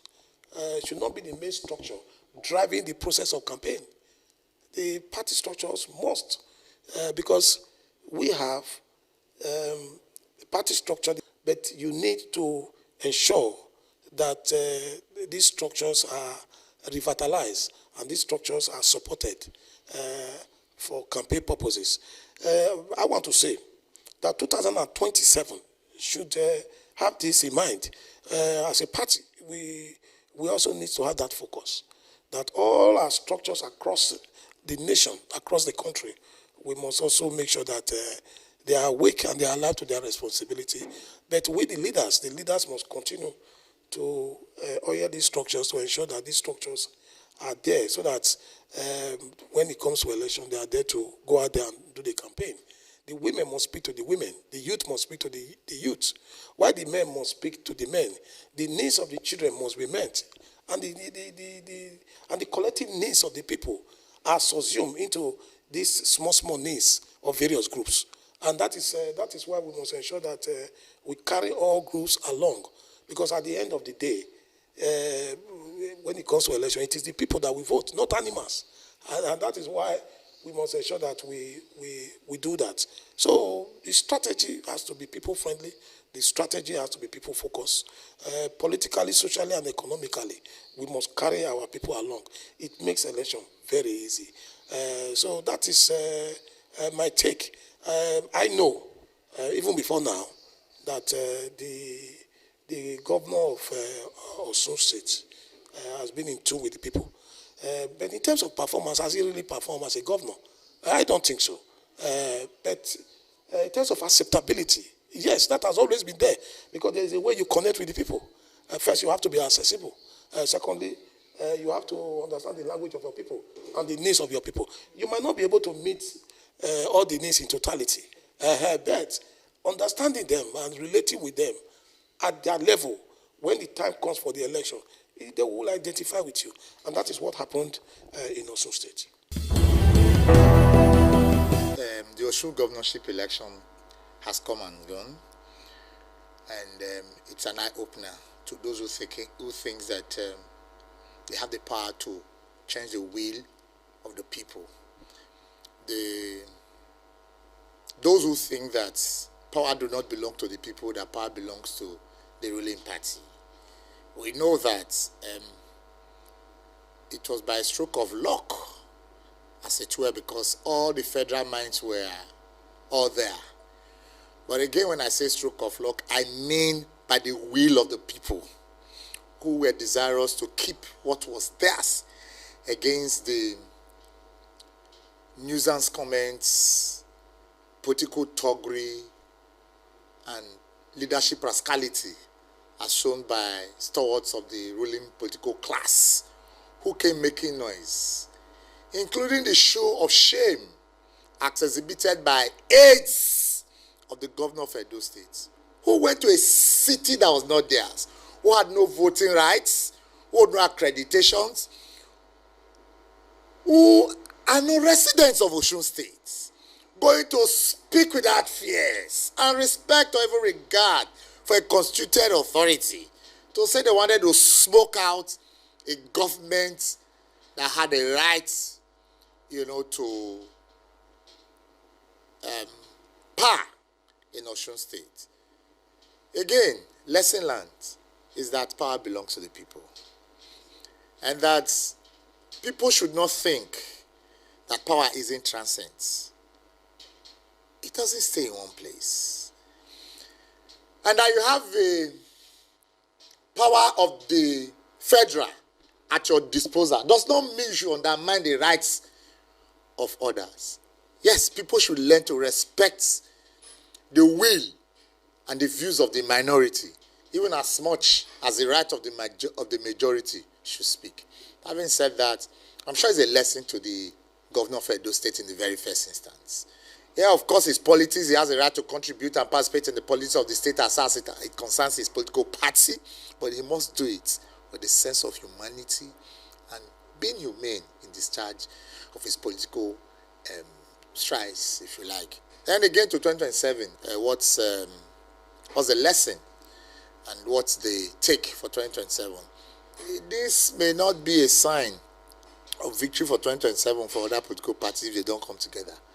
Because shredding votes by way of having ADC, NDC, QED, ZPP, and ZLD is dividing the votes that should make up the chunk for victory against the ruling class.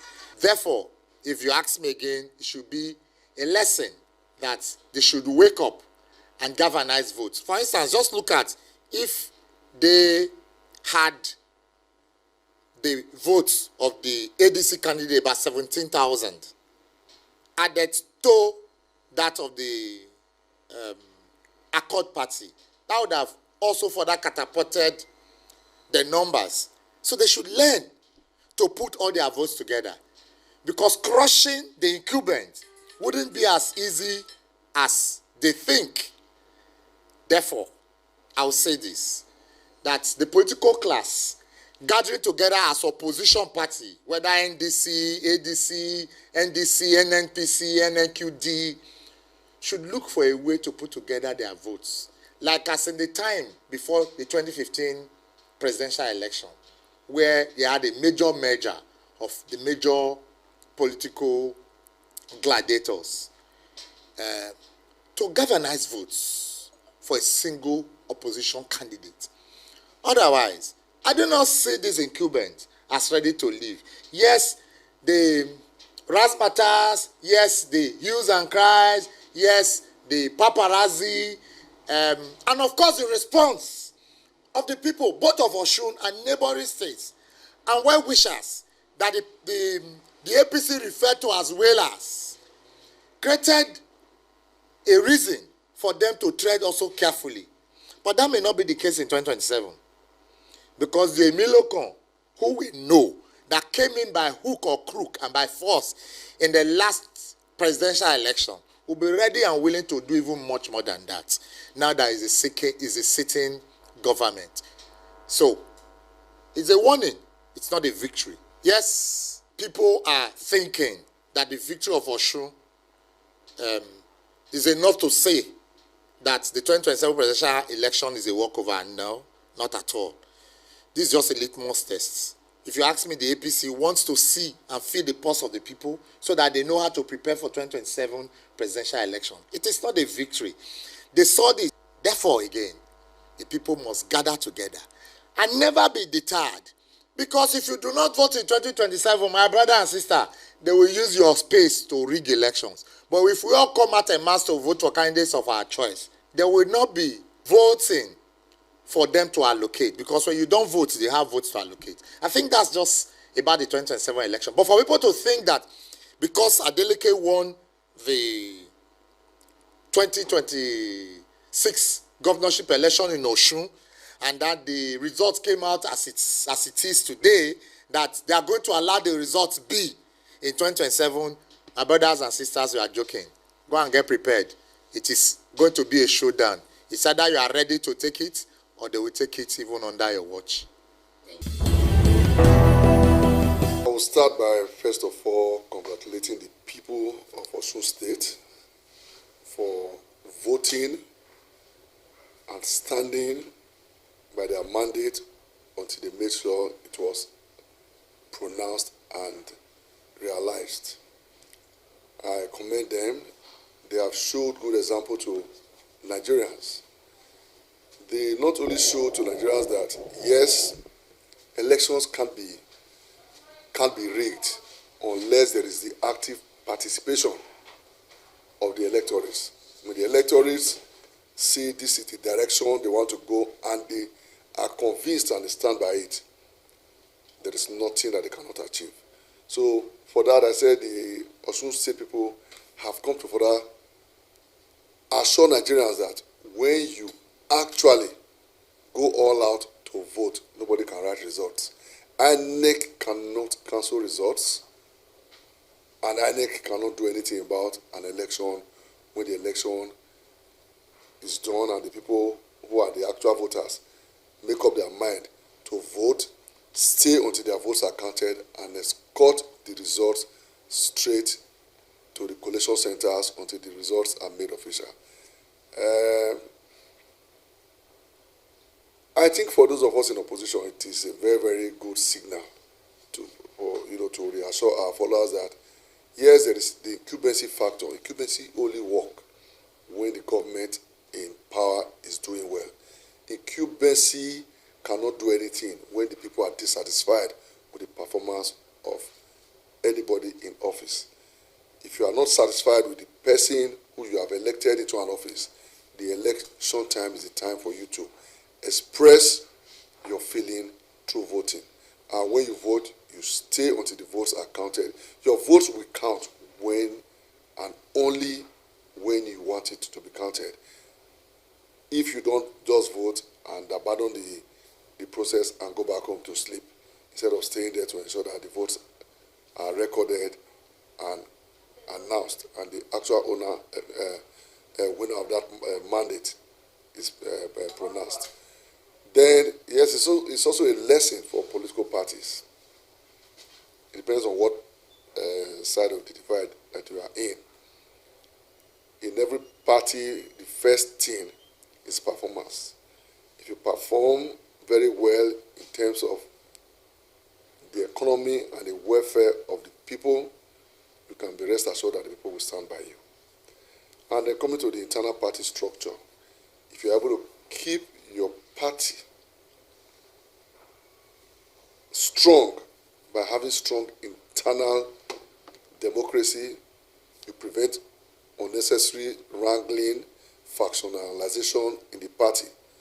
If there's no disunity within the house, then it will not be possible for somebody else to come from outside to unseat an incumbent governor. What happened in the case of Osun is very, very clear. The PDP structure that moved with Adeleke into their court party, they stayed as a team, and because they were united throughout the processes, they had victory. Whereas in the APC, where they continue to have internal wranglings and bickerings, we saw the end of the result. No amount of intimidation and manipulation can suppress an idea whose time has come. And that is exactly what happened in Osun State. I'm happy because it further gives me hope that the Nigerian democratic process is a work in progress and it will go the way we want it to go. If and only if we, the participants, we, the actors, play our roles. And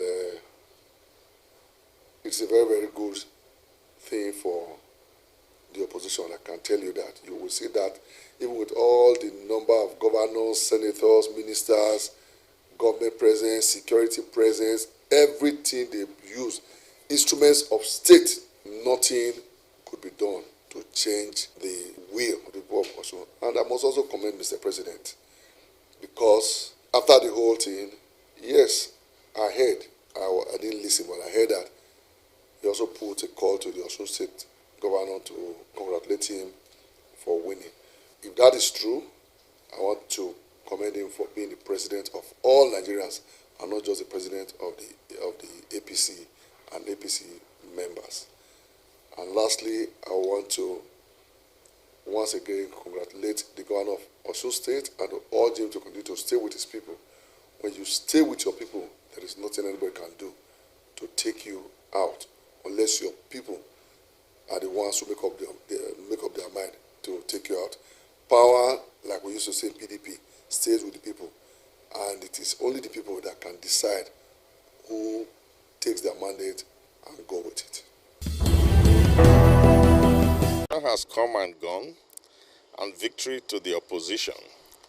But we must say that there are factors that were responsible for why the opposition sprung the kind of surprise that they sprung in Osun. And those factors are lessons learned in our democracies. And I think going into the general election in 2027, the opposition party must build on that. First of all, we begin with Adeleke's performance in Osun State. It's a lesson to governors and to other public office holders that the voters notice when you are performing public official. Adeleke's performance was surpassing, and it deserves to be rewarded. But beyond Adeleke's performance, Adeleke was very actively committed and involved in his own election. He cried out at every point where he felt that the ruling party were trying to muzzle him or outsmart him by using state officials, the police, and so on and so forth. He cried out and put all of that in the courts of public opinion and mobilized Nigeria by those cries to support him, so he had a lot of moral support from outside the state. Everyone was watching. But more importantly were the activities of the voters. It's so impressive and it's heartwarming. It has shown that the voters have finally got the message that the election is in their hands. It is the voters who determine who should be and who should not be. In Osun, vigilance was the key word. They stayed with the electoral officers at the polling unit, ensured that the proper results were declared, written down and pasted, and then escorted those results to the collation center and ensured that at the collation center it was the correct result that was published. Now, because of the voters' interest and the voters' cooperation and organization, it was difficult for INEC officials to rig the election because you had hordes of people outside at every point, waiting to ensure that what they saw, what they voted, what they did was what was reflected on the board. So these are lessons learned. Doesn't call for a strategize. I would just say they should build upon what we have. We should ensure that everybody is involved. Those participating now in the election, the presidential candidate of opposition party, senatorial candidates of opposition party, they should be more committed and then cry out loud. Get Nigerians voters motivated, interested, and committed to your own elections. And we're going to get the same result as we got in Osun State.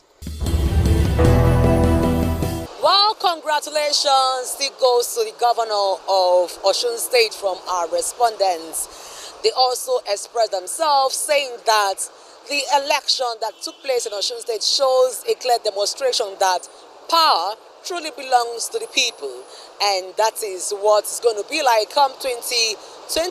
And come 2027, the people, the country, the citizens should be prepared to defend their votes like what happened in Osun State. They shouldn't feel like Osun State is just an eye-opener, but rather it is an opportunity for them to be prepared to come defend their votes. It is Viewpoint on ITV. I am Caroline Okonji saying to you, many thanks for watching. Once again, as a citizen, you should be prepared to defend your vote. You should be ready to also cast your vote in order to exercise your franchise as a citizen of Nigeria. ITV, certainly the best.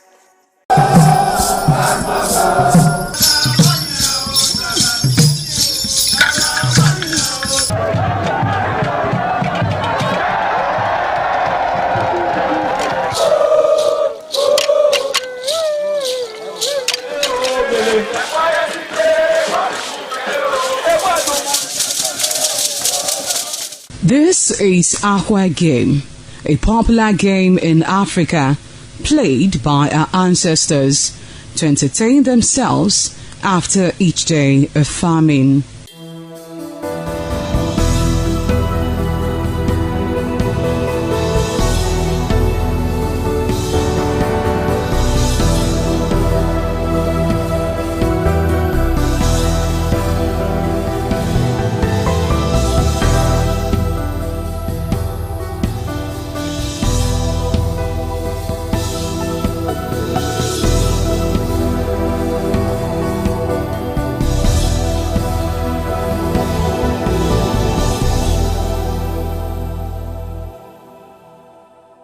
It is also relevant in our coronation in Africa.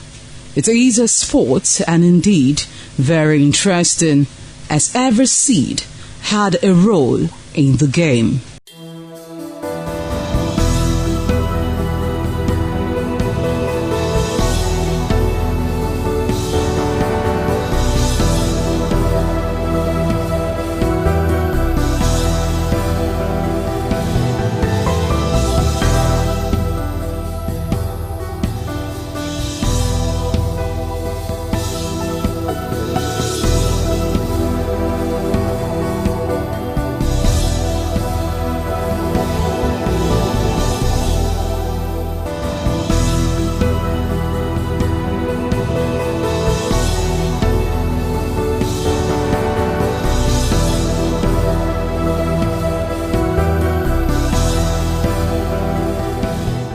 Playtime is 45 minutes per set.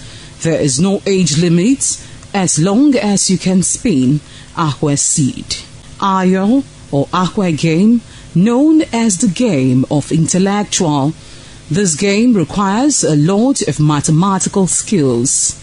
Akwe game is played with carved wooden box containing 12 holes.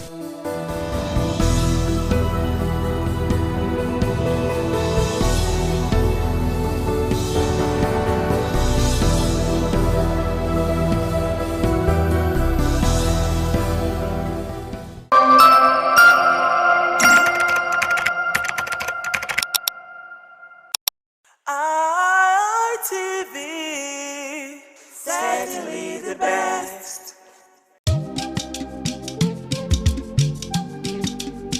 ITV,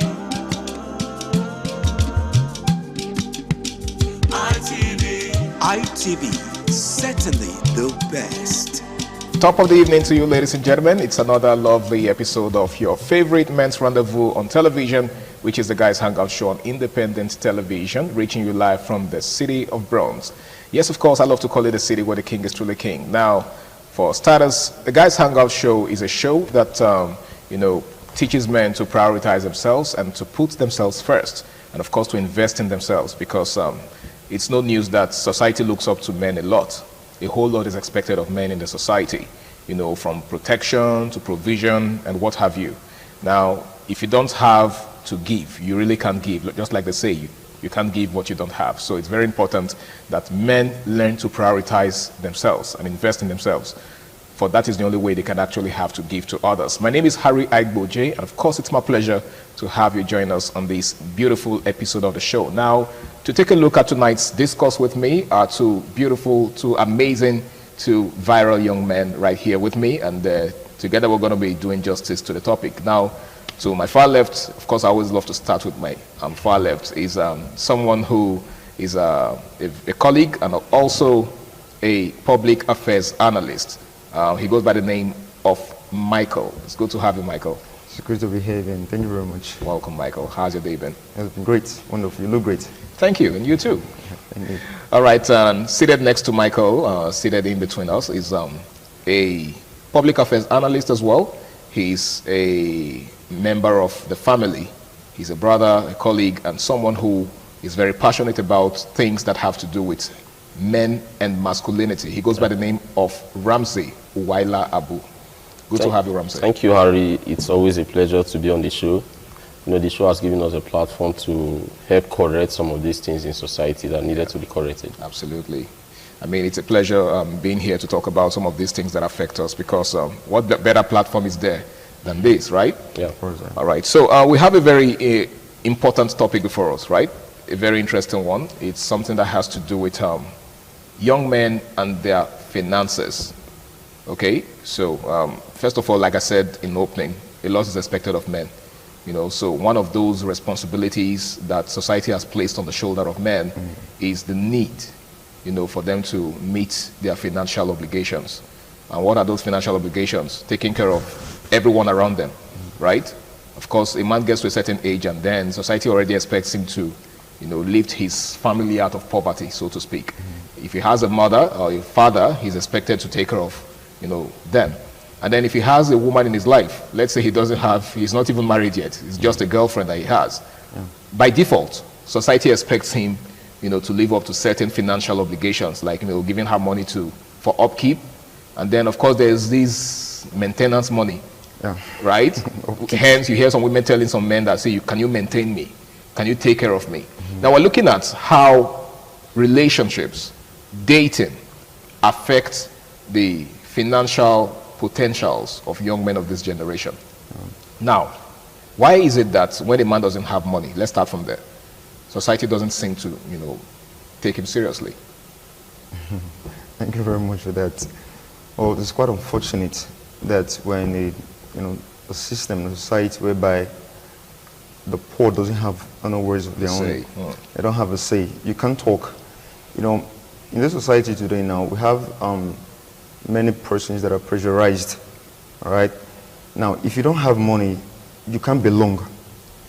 Understand? You can't belong. You know what I mean? Let me be elliptical. Okay. You can't belong. You get. So it's so unfortunate right now that, okay, you see, some persons are now so much traumatized to the extent that because they want to belong, they're not doing some illicit, putting their hands in some illicit activities. You understand? So I really don't know, but it's just where we find ourselves.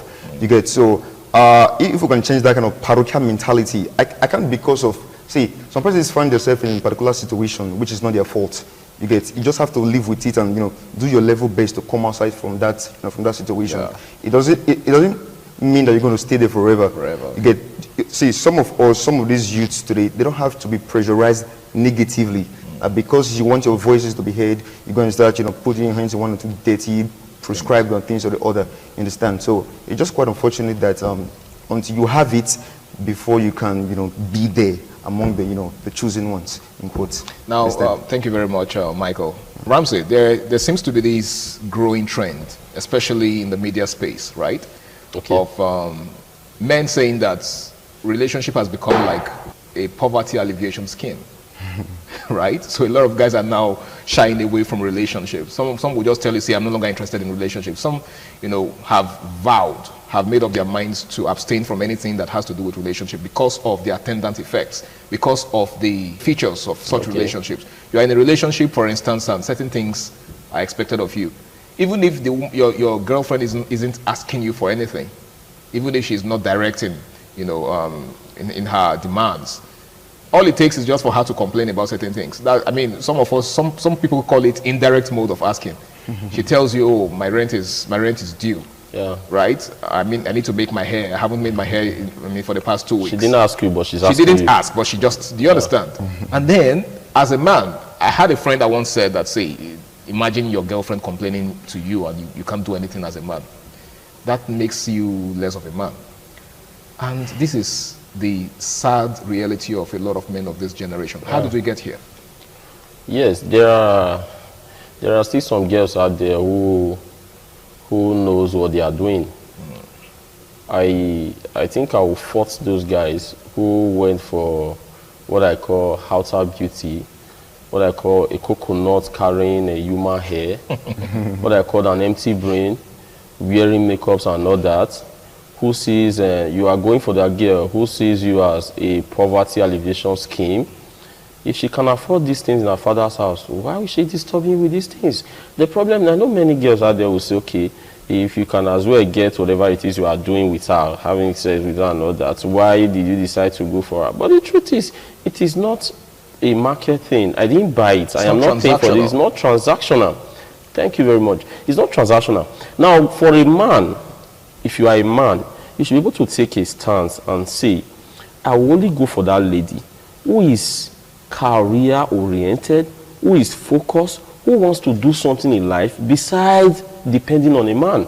Such lady will not give you problems in relationship. But when you decide to go for that one, who's looking for someone that will remove our family from poverty, you always have problem. Mind you, even if you have all the money on planet Earth, if you spend today, you spend tomorrow, you spend the day after, human wants are always insatiable.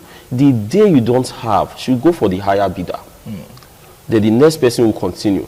There is always this dependence on money. If money is no longer there to oil the engine of the relationship, they should go for another person that has the money so that the engine of relationship could continue to work, to be oiled and all that. Okay. So the thing is, as a man, you shouldn't start with such relationship.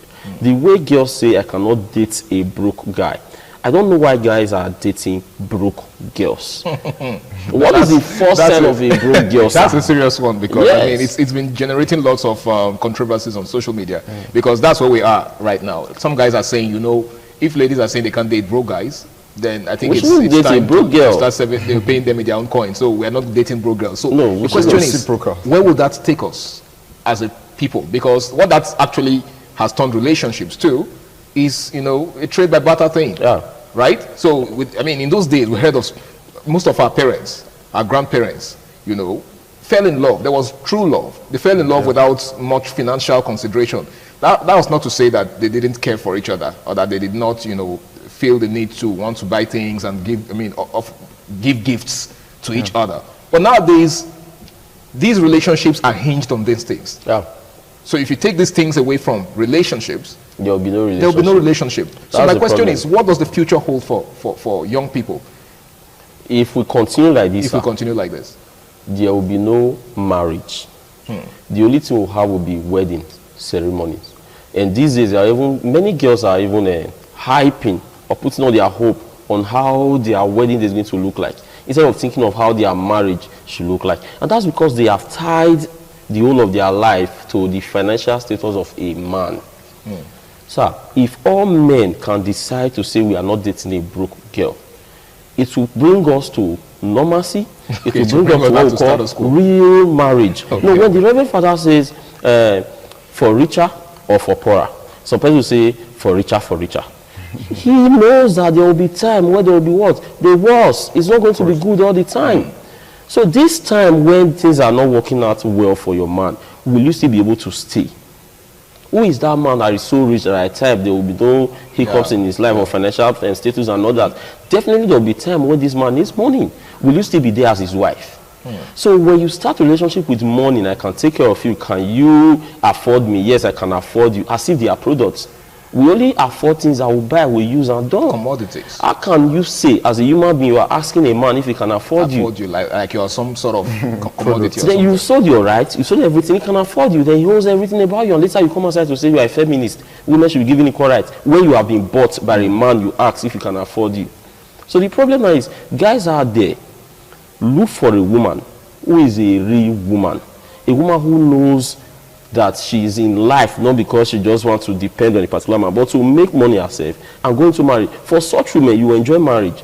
But if you pick that one who is looking for someone that will take her out of poverty, you will keep spending and spending. At the end, you will still lose her because she is fit for the streets and not for the home. Not for the home.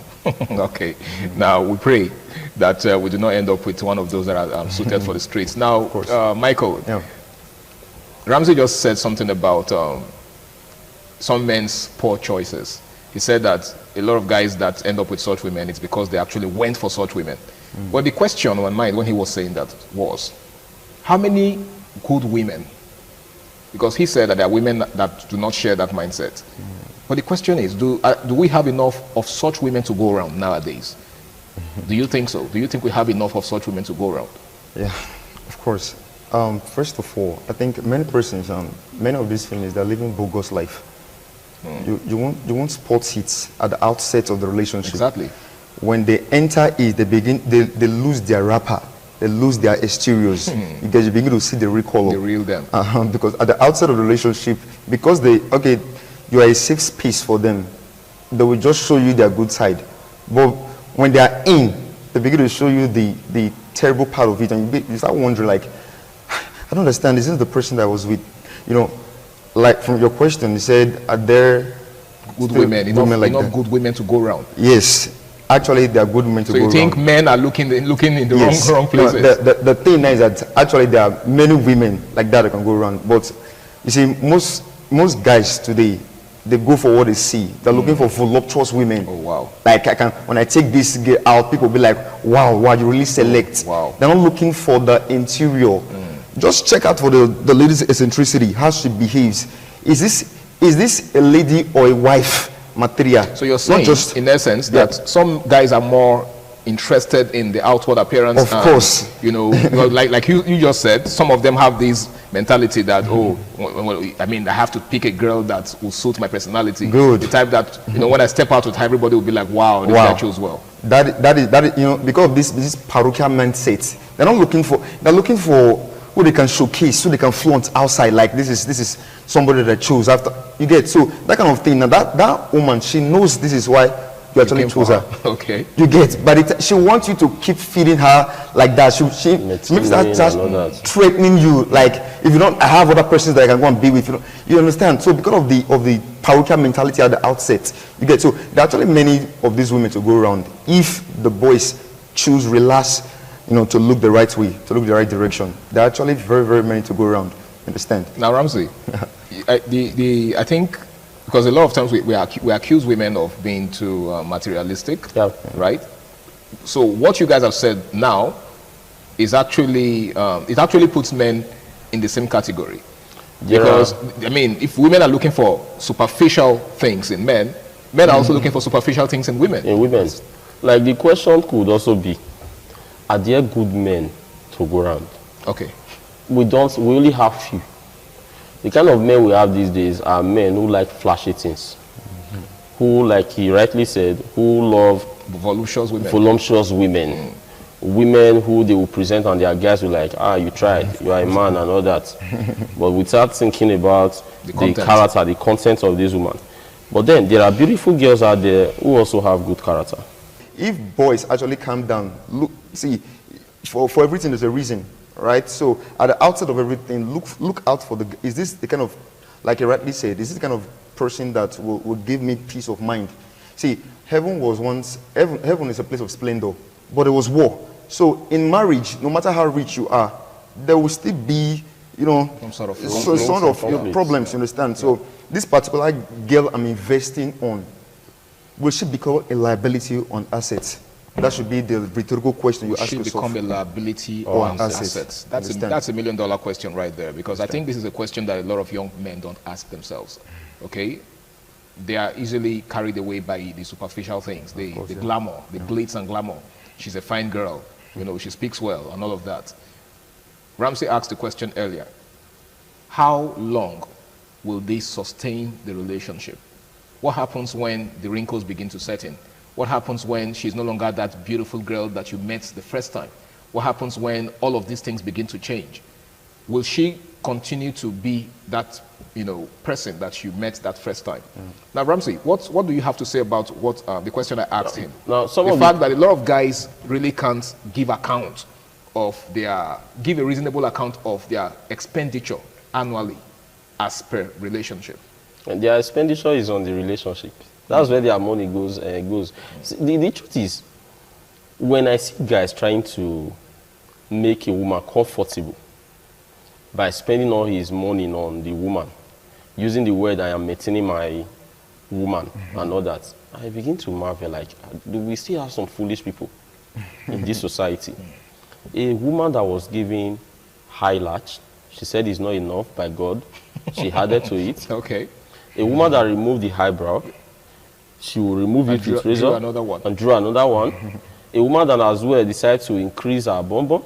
A woman that as well decided to increase every part of her body just to... A woman that is not satisfied. God was not able to satisfy a woman. And you think you can. And you think you can. The man will die. And the woman will continue to live. Other men will continue to maintain her. The truth is, do what you can do. It is not even your responsibility to maintain a woman you've not taken as your wife, you've not married. You are not a poverty alleviation scheme. If she needs all these things, her father should be able to provide it for her.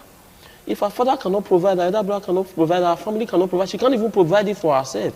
Then who said, where is it written in our constitution that a boyfriend must always provide all the needs of a girl? A girl that loves you will never stress you. She will not ask you what she knows that you cannot afford. If she's asking you what she knows you cannot afford, she's trying to say you can't take care of me now, I'm moving. Maybe she's saying anything directly. Because she knows you cannot provide this 1 million, for example. And she's asking you for $1 million. She knows you can't provide it. Indirectly, she just needs a reason to go. Then you let her go. And focus on someone that will grow with you, that will help you build your home, and all that. Now you see, it is not also their fault. There are some guys out there who have so concentrate and value this idea of physique of a woman. She must have this, she must have that. And that's what leads some girls to go for this, is it BBL, BBL, this and that, enhancement, because that's what get. But the truth is, those guys just want to use you as show off. The love is not there. When it's time for that guy to settle down, he will go to that other girl out there, who they see as Mary Amaka or Christians and all that. That's the girl he wants to make the mother of his unborn kids. Then the other one is for show off, for showmanship and all that. So they should know that a man that really loves you will not want you to go under the knife just because he wants you to add more flesh to what God has given you. It is from the heart that you actually see the beauty of a woman. Who said there are no beautiful girls out there that are well-mannered also? That doesn't mean girls that are well-mannered that are not beautiful. They are beautiful. There are beautiful girls out there. They are well-mannered. They are focused. They know what they want. You go for such. Okay. So the fault is from some of those guys who make it look like this is what all men want in a woman. That is not what all men want. Men want a woman that will be the mother of their kids. You've drunk with a man, you smoke and shisha like a dragon with him, you've done different things with him. Once it's time for marriage, the man will remind you of your past life and say, I can't marry this woman. I am going for this. And you say, all men are scum and all men are the same and all that. You've forgotten when he was paying you for it. When you were collecting thousands, when you were collecting millions from him, when he was taking you all around the world, you were sitting in front of the car and all that. He paid for it and he got whatever he wants. He's done with you. Now he wants to settle down. You are crying. So girls out there, I think they should see beyond just outer beauty and start working on themselves. Thank you so much, Ramsey. Michael, he said something that struck me, that, you know, a woman who actually has your interest at heart and who is with you for the long haul will not expect you to spend, you know, extravagantly on her. What that tells me is that, you know, a woman who expects you to spend so much already has an exit plan. Yeah. Probably doesn't even see a future with you. Because if she does see a future with you, she would advise you and encourage you to invest, knowing that, you know, whatever comes out of that investment, she's going to be a part of it in the long run. Do you share that thought? Yeah, of course, yeah, definitely. Now, somebody that really loves you will not stress you, all right? So most of these girls, they know what they're doing. Like, what he said just now, he said, I think, talked about a girl looking for a reason, a purpose to leave a relationship. All right. See, most of these guys that are close to their partners, they know the capacity, they know the extent, the limits, the limits, the pockets. Okay. You get. So a girl that actually, you know, have your heart, she will not want you to spend redundantly. So most of these girls today, anyway, let me not say most of them, a few of these girls, like very, very few. Some of them, okay. Yeah, some of them. What they do, if they actually love a boy, they point you in the right direction. They want you to, okay, why don't you try this one out since the other one did not work out? Like they push you to your goal. They may even lead you to tears. You'll be like, who is this angel? True. You understand? So most of these girls, there are just a few girls, I beg your pardon, just a few girls that have this kind of mentality. Most of them are carried away by these social media material things. Look at what my friend's boyfriend got for her. Let's not forget about social media influencers. Yeah.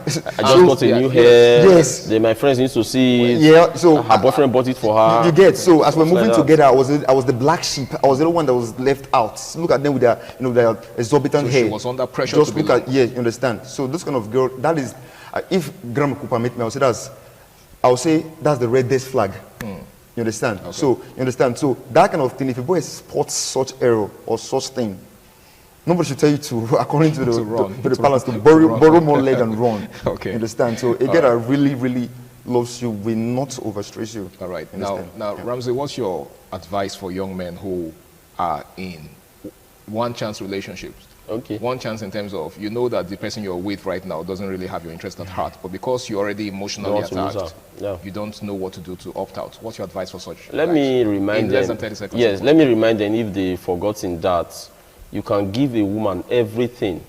Give her all the money. There'll be one bicycle repairer. It could just be a driver. It could just be the vulcanizer by the roadside who is servicing her. Let me use that word. And you are the one spending the money.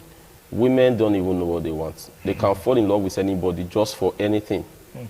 So you can be taken as your dogu. Some women. Yeah, some women. You can be taken as your dogu. Okay. Why she would just love the other guy because of the way he looks. So if you think money can buy love, you will spend and spend and spend. At the end, it will still end in futility. So in a nutshell, money can't buy love. Can't buy love. Definitely. All right, Michael? Yeah. I think, well, like I said, let me contribute to it. So most of these relationships that we find ourselves in, just do your level best and leave the rest. You don't have to kill yourself. You don't have to pressurize. Like you said just now, you said some women, they found calmness, they found safe space in some certain persons. They can like a guy because of his sexual powers. They can like one because of his pockets. You know, they can like one because of his. So there's no particular reason why. No particular reasons. Exactly. Women are ones to men. Okay. just insatiable. Okay. You just can't please them. So just do your best. level best. You understand, and leave the rest. All right, guys, I want to say a big thank you for making tonight's edition a success. You guys have been really, really amazing. Well, like they say, a word is enough for the wise.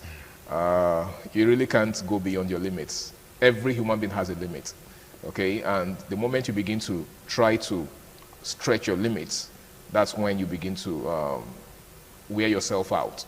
And then the moment you're done, she would leave you for the next person. Okay, so just like they've said, if there's anything I can take away from what they've said so far, is the fact that you can't please anyone, not just women. Okay, you can't please anyone. Human wants are insatiable. Where you stop is where somebody else is going to begin. So why not just do the best that you can? And just like Michael said, the person that loves you will not stress you. Seriously, whoever loves you will not stress you. If that person you are dating is stressing you, just know that the person is not for you. And you'll be doing yourself a world of good to walk out of that relationship. It's been the Guys Hangout Show on Independent Television. I want to say a big thank you to each and every one of you out there. A big thank you to the gentlemen in the house for making today a success. My name is Harry Agbo J, and until I come your way again, same time, same station next week, ensure you make every single day of your life count. Do have yourself a beautiful night rest. Bye for now.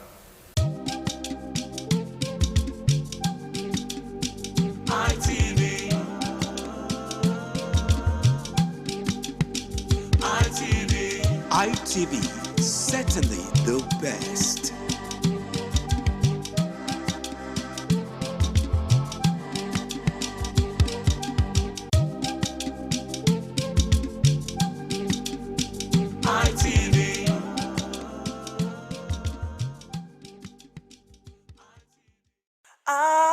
ITV, certainly the best.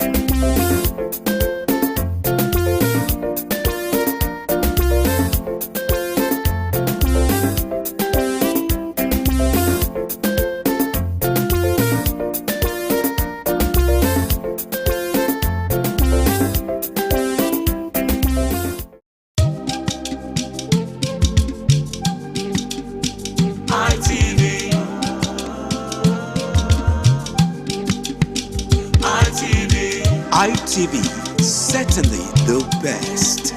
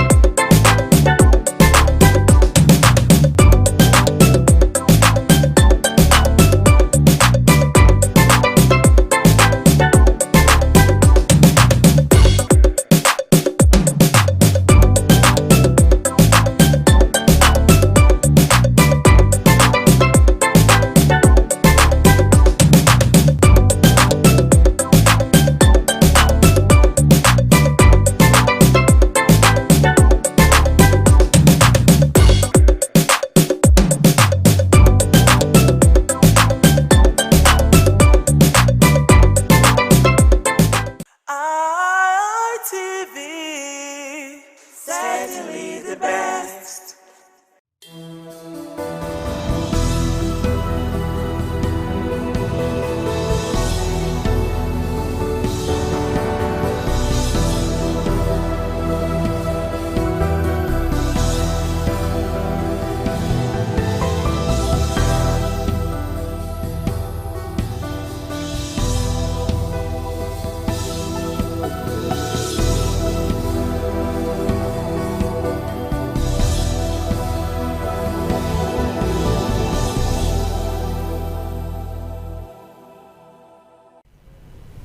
All right, it is a beautiful afternoon, and thanks for joining us again on our program African Discourse on Independent Television. My name is Evan Sunokuge. Well, today on the program African Discourse, we may not be doing the regular political talk shows and talking about leaders in Africa and all that, but we're going to have a little digression to talk about petroleum in Africa and even in West Africa. And of course, today on the program African Discourse, we're going to be looking at the recent call by African nations, West African nations, to be directive enough now, calling for a major shift from what we knew about petroleum. We're talking about the need for West African nations to have a trading hub, as it relates to petroleum products in West Africa. And of course, to be our guest on the program today is somebody that knows his onions when it comes to petroleum issues, when it comes to energy issues in Nigeria, and of course, when it comes to distribution chain mechanism as far as petroleum products are concerned in Nigeria, and of course, even in Africa. Anyway, let's quickly take a short pause before we bring our guest in so that we can start the discussion proper. We'll be right back. Please stay tuned.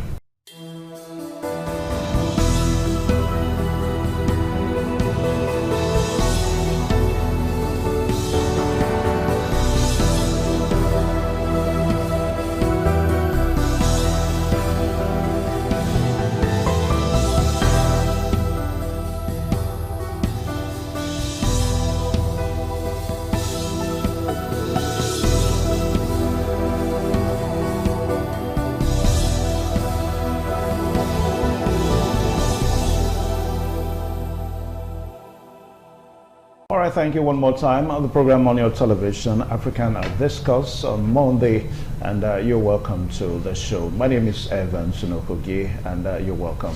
Well, I told you that we're going to be looking at something different, unlike our regular talk shows, our regular topics on this program, where we'll talk about political issues and the need for African leaders to set up with leadership in the continent. Well, somehow we may also be digressing a bit into that today, because what we are looking at today is something that has to do with, something that affects Africans. We're talking about petroleum, and of course the need for us to take our petroleum ourselves. So what are we looking at today? We are looking at the West African nations that are calling for the need for West African nations to have a kind of a trading hub within the sub-region. And we saw that recently, whereby some nations in West Africa came together in Abuja to see the need for countries within the continent to have their own trading hub. I mean, against the backdrop that we are seeing what has been going on between Iran and the US, talking about the blockade of the Strait of Hormuz, and of course, the regulations that seems not to be comfortable by OPEC to member states. So that seems to be one major reason whereby we're having this call. Anyway, to do our discussion of this afternoon, we are so privileged to have Dr. Chukwu Emeke, who is the National Secretary of the Nigerian Society for Petroleum Engineers, and of course is joining virtually all the way from Asaba. And Dr. Chukwu Emeke is also a board member of SPE, that's Society of Petroleum Engineers Legal Section. Doctor, you're welcome to the program African Discourse. Thank you, Vincent. Good afternoon all. Please confirm you can hear me. Okay, yeah, well, I can hear you loud and clear. You're welcome to the show. Thank you. Just correction, I'm the National Secretary for the Institute of Petroleum Engineers, which is a little bit different from SPA. Thank you. That's what we have here. All right, so we've, talked about the recent call. West African nations coming together to kind of make, a call for the need for West African nations to have their own petroleum trading hub. From your own perspective, what do you think is responsible for this kind of call at this time? It's critical, and for me, it's very urgent because over the years, we've been price takers under the direct influence of the global oil pricing scheme instigated by Europe and, of course, America. Africa has been seen as a potential exploration zone where whatever price margin that is thrown at us is forced upon us, and you can see the impact on our local transportation. You can see the impact on our manufacturing. You can see the impact on our economy generally. Despite the fact that we've been in the oil and gas business for over 60 years. And I think it is also time for us to rise to the occasion to show to the world that we've developed enough capacity, not just to produce us, but also to play influential role in the marketing realm of the oil and gas industry. Take, for example, before Dangote came into the space with the largest refinery, we've always relied on imported fuel, but now we've become a strong regional hub exporting even petroleum products to Europe. And more essentially, the recent crisis between Israel and Iran has led to increasing market disruption with cost-reflective impacts on our economy. So until West Africa takes a foothold, takes a stand to develop its own market structure, we'll continue to rely on Europe, we'll continue to rely on America, we'll continue to rely on other regional powers to determine. And I look forward to putting policy on ground with the necessary support and financial backup from both private investors and the government of other sub-regions to put in the necessary infrastructure to bring this to reality, such that we cannot determine what our own pricing mechanism would be, and of course, export what is left of what we have consumed. And just to land on this thought, it is important to note also that we contribute, in terms of West Africa, we contribute roughly less than 4 million barrels of oil per day to the global economy. And we need to push that forward because we have capacity to push that to probably around 10 million barrels per day if the right investment comes into that space. It is also worthy to note that with Dangote playing in that role, we will continue to determine what the finished product is going to look like, both within the African sub-region and the globe at large. And it's going to be an interesting time for every one of us. Very soon, we should be able to also determine our manufacturing destiny with less cost of energy within the African sub-region, less dependency on what comes in from Europe and America, and they will now begin to see some kind of internal economic boom with less reliance on imported products. Thank you. All right, so that's a beautiful one right there coming from Dr. Chukwuemeka. Laying the foundation for the discussion this afternoon. Well, just like what I said, that it was exactly on the 11th, so that's about some few days ago in Abuja, that we saw a conference, that's the West African Refined Fuel Conference in Abuja, whereby Nigeria as a nation is pushing for the need for West African nations to have their own trading petroleum hub. Now, Doctor, tell us, because some persons have the opinion that perhaps Nigeria may not be the country that ought to be, calling for this trading hub at this time. I mean, our petroleum production seems to have reduced. So take, for example, we understand that we produce a little above 650,000 barrel per day. That's what we have here. So is it right? Nigeria may be the giants of Africa, the giants of West Africa too. But do you think Nigeria is in the right position to be calling for this kind of trading hub at this time? Nigeria is in the right position to call for that. Basically, we are the energy production within the African sub-region. Don't forget, in terms of population, we are the biggest nation with over 200 million people. We've been in the oil and gas space for over 60 years. It is true that our production dwindled, but right now with the right government policies and the push by the APC government, we're coming back to meet our OPEC target. If you look at the data, within the last 2 months, we've surpassed the OPEC quota, which is good for our country, surpassing over 1.6 million barrels of oil production per day. Secondly, Nigeria is probably one of the biggest economy in Africa. Of course, in West Africa, we're the biggest. The West African GDP is roughly around $700 billion. And Nigeria contributes 50% of that. So it shows that if you situate all the West African country, we will continue to dictate things. If Nigeria prospers, the West African countries will also prosper. If you look at our production compared to other West African countries, you see that we contribute about 60% of oil production within the West African sub-region.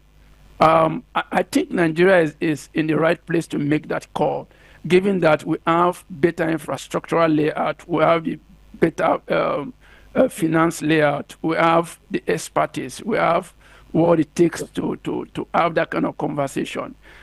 Just to piggyback to the conversation, if you also look at top executives within the sub-African sub-region, Nigeria plays a critical role, whether you're talking about top executives from Shell to ExxonMobil to Seplat, which is probably one of the biggest indigenous companies we have in the country. You have indigenous local players leading the way in managing some of these big companies. So it is true that Nigeria will continue to play that role. What we need at this moment is support from other West African countries to ensure that we have a unified position in pushing this agenda. When we ask the question whether Nigeria is in the right position to make, such a call, I mean, naturally, even when I had to ask the question, I was perturbed. I mean, as a Nigerian, why should I ask such a question? But what analysts seem to be saying is that Nigeria is not in the right state now. I mean, take, for example, a situation whereby our refineries are in comatose. And we're talking about, trying to spearhead a West African petroleum trading hub. That's exactly what we're saying. That the refineries are in coma is basically because of the nature of our political terrain, not necessarily because we don't have the capacity to recall that when these refineries were built, whether it is the Port Harcourt refinery or the Warri refinery, they were working for a while before we started having political issues that eventually impacted on our ability to operate and run those refineries. And because government literally does not have business in refinery, then NNPC was government-run institution, and that also created its own bureaucracy around efficiency. But right now, with the government pulling out its hands from NNPC, and NNPC is now being run as a private organization, I'm sure over time we'll see those refineries coming back to life. But more essentially, we've gone ahead to prove to the world that we have the local capacity. We have the muscle with the Dangote refinery, 650,000 barrels processing capacity per day. is a lot. That has shaped the way the African sub-region looks at Nigeria. That has also shaped the way the world looks at Nigeria. We are not just playing big in the upstream sector, we are also playing big in the downstream sector. And I think with time, we'll begin to see that trickle down to these other refineries that are not working. I'm very, very hopeful within the next 3-4 years, with the kind of board we have in NNPC and the way they've positioned themselves, that refinery will come back to life. I can tell you that. But let's focus on what Dangote is doing. The big cash is what Dangote is doing right in Nigeria, right in Lagos. Look at how that is shaping the way the downstream sector is being run. Look at the way we're able to distribute finished product to other West African market and of course to Europe. That should be the focus for me. Thank you. All right, so Dangote is a private business entrepreneur that has invested so much in the petroleum sector. But we're looking at a situation that maybe should go above Dangote now. I mean, we're talking about nations in Africa. So don't you think at this time, as we push for petroleum trading hub among these nations, we should concentrate more on West African nations rather than trying to concentrate on individuals or establishments? Is to provide the enabling environment and the right policy to stimulate economic development and activity. What I expect the West African nations to do is first to unify among themselves and come up with common policy that helps entrepreneurs like Dangote and the like to come up with investment outlay. I think we have enough capacity domicile within West African sub-region to invest in this energy sector. Recall also that Dangote is also making an inroad to Kenya within the East African bloc. What that tells me is that we have enough capacity in-house. BOA also is also making an inroad. If the West African sub-region can create the enabling environment from Nigeria to Togo, to Cote d'Ivoire, to Sierra Leone, all the way down to Mauritius, I can tell you that we will be able to sufficiently satisfy the demand for finished product within the West African sub-region, of course, move on to the entire African sub-region. And who knows, also satisfy demands to Europe, because Europe is pushing strongly and aggressively towards renewables. Until they attend to that level, they will continue to rely on finished product that's going to come from the Middle East and Africa. And Africa is well positioned to also meet those demands.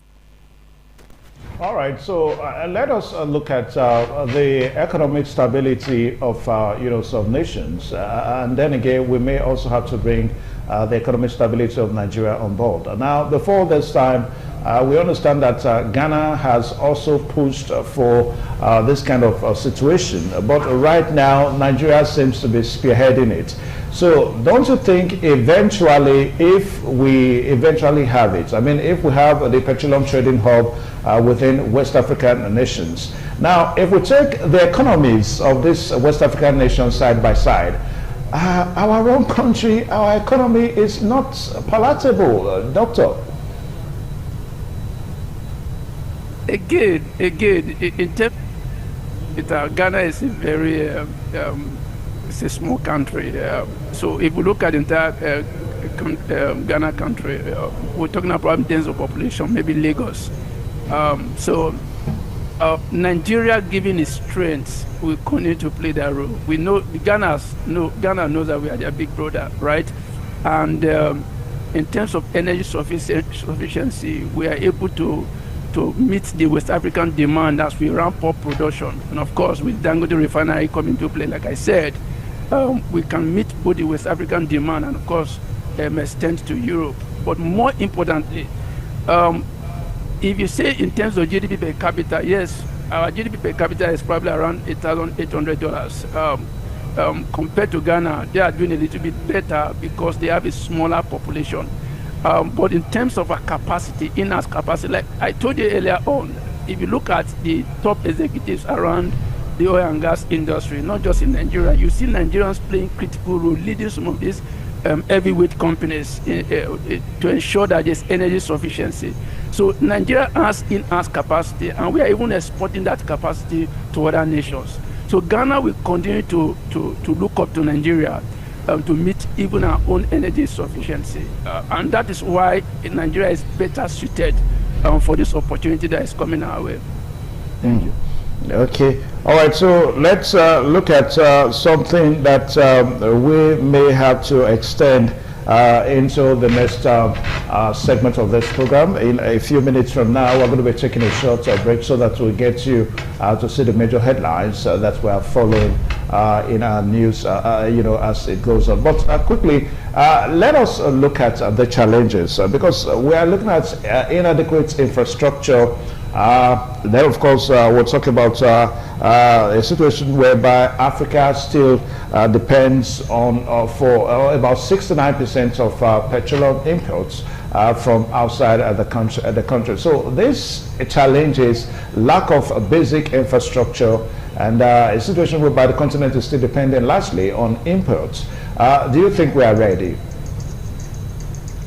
Yeah. So infrastructure is completely because I think we have not done a lot in that area, but recently you can see the trajectory of things within a country.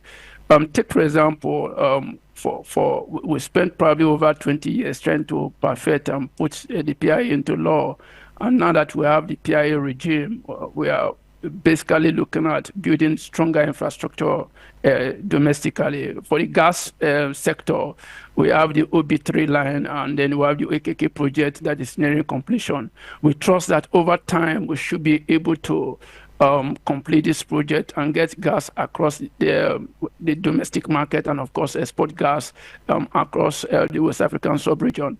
But more importantly, I think what the government is doing is to present an enabling environment for inflow of investment. Recall that before the IOC started divesting, we had about $25 billion inflow into the country within the last 25 years, and that has dwindled to probably less than $5 billion.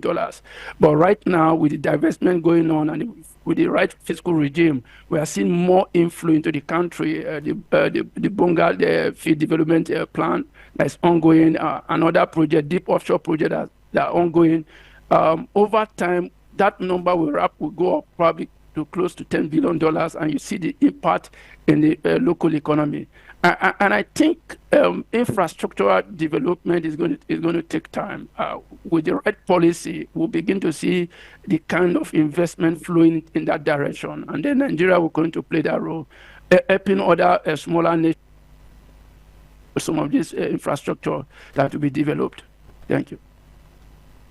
All right, so the program Still African Discourse on Independent Television, and we are looking at the call for African nations and West African nations to precise now, the call and the need for them to have their own trading hub in petroleum products. I mean, a situation whereby OPEC seems to be in charge of everything to the extent that OPEC sets the benchmark of price in petroleum products, for African nations. So African nations are calling for their own trading hub this time so that they can actually control petroleum, as it were, within the sub-region. We'll take a short breakdown. When we return, we're also going to be having our guest on the program today, Dr. Chukwu Emeka, who is a special guest on the program today in terms of the contributions that he's making on the show today. He's the National Secretary of the Nigerian Society of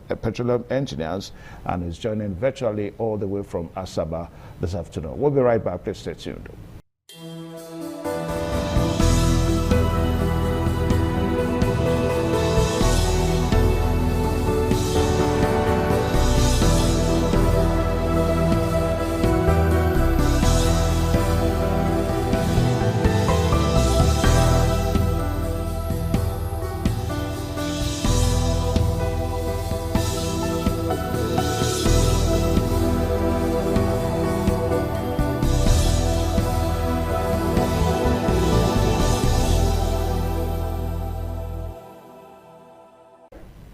All right, thank you one more time. The program still on your television, independent TV, and the program African Discourse. Our topic this afternoon is the call by West African nations for us as a sub-region within the African continent to have our own petroleum trading hub. And our guest this afternoon is Dr. Chukwuemeka, who's joining us virtually all the way from Asaba. Now, Doctor, we understand that no doubt we have various benefits that this trading hub is going to give to African sub-region, the West African sub-region. For example, we understand that it's going to bring about the regional pricing benchmark for member states, member nations. Then, of course, we also have the one that has to do with integrated trading hub marketplace. Then also, we understand that at the end of the day, it is going to improve petroleum infrastructure. It is going to build on them. In other words, it's going to help petroleum infrastructure among member states to be in a very good state. A while ago we talked about I tried to ask the question whether Nigeria is in the right place to flag off this call, because our refineries are in comatose. That was where we started from. Now, Doctor, let us look at these benefits that it will give to this sub-region. Do you think, because this whole thing, there's no way leadership cannot be brought into it. There's no way you can do these things without bringing leadership and all that. Now, let us digress a little bit into leadership. Now, take, for example, our own country, Nigeria. I mean, we are on the verge of another election by next year. And our politicians, they are so concerned about politics and all that. Now, do you see any Nigerian leader, trying to see the need to really develop this infrastructure? Because without development of these infrastructures that we're talking about, there's no way we can have this trading hub, in the petroleum sector within the West African sub-region.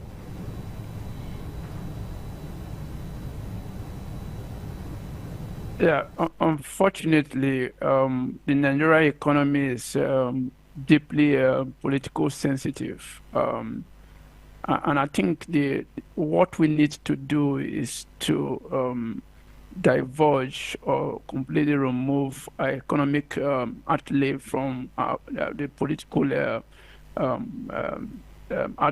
sensitivities, where leaders, whether it is the president or the governor, determine the economic lifespan of the nation is not attainable in this age.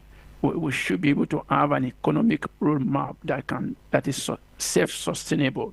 So, for example, you have a solid fiscal regime like the PIA. If we had passed that PIA some 20 years ago, probably the story would have been different. So the PIA shouldn't depend on who is in government for implementation. For example, the PIA should be able to self-sustain the energy sector, so that irrespective of who comes into power, there's little or no influence. But unfortunately, we're in a country where laws can be revoked or amended or suspended or completely ignored. And that is where the business sector suffers a lot. But I see something different with the current government. Take, for example, the NNPC that is now having its own board, that is being run as a private entity, is making a strong statement to the sector. We also see little or less interference with the current government in what the market is. I think that is something that we need to build on. So successive governments must focus on governing and allow the economy to thrive. Economy that is built around institutions is what we hope to see going forward. That is what self-sustains an economy. We as a people also must rally around, and I love this conversation. we must bring to bear some of the silent issues that probably government take for granted. For instance, we must focus attention now on building the right infrastructural backbone to support the oil and gas development in Nigeria, especially in the age of energy transition. More essentially, I have a strong sentiment towards gas because Nigeria is a gas province with sprinkle of oil. We focus so much on oil at the expense of gas. The only way Nigeria can attain prosperity and have energy sustenance into the future is by developing its massive gas assets. Over 200 trillion scope of gas proven and over 600 trillion scope of gas that is in for the taking. So you see that we need to be in a hurry to get this asset moving, attracting the right set of investment, building enough financial capacity, strengthening our banking systems, creating an enabling environment to attract investment into the country. And that should be the role of government. Government should be able to look at what are the stimulants, what are the things we need to do to drive the economy in the right direction. And I thank God for your station and, of course, what the government is doing in having this kind of conversation, such that people will know the opportunities around this space and bring in their investment. And over time, you begin to see this trickle around other sectors. I trust that as we keep doing the right thing, government staying out of day-to-day business, the way business is run, the government staying with what it was elected to do, lives and security, building a road, building the necessary infrastructure, and align private investors, entrepreneurs to own that space and come up with ideas that will cause the market to boom. Those are the kind of things we want to see going forward. Thank you.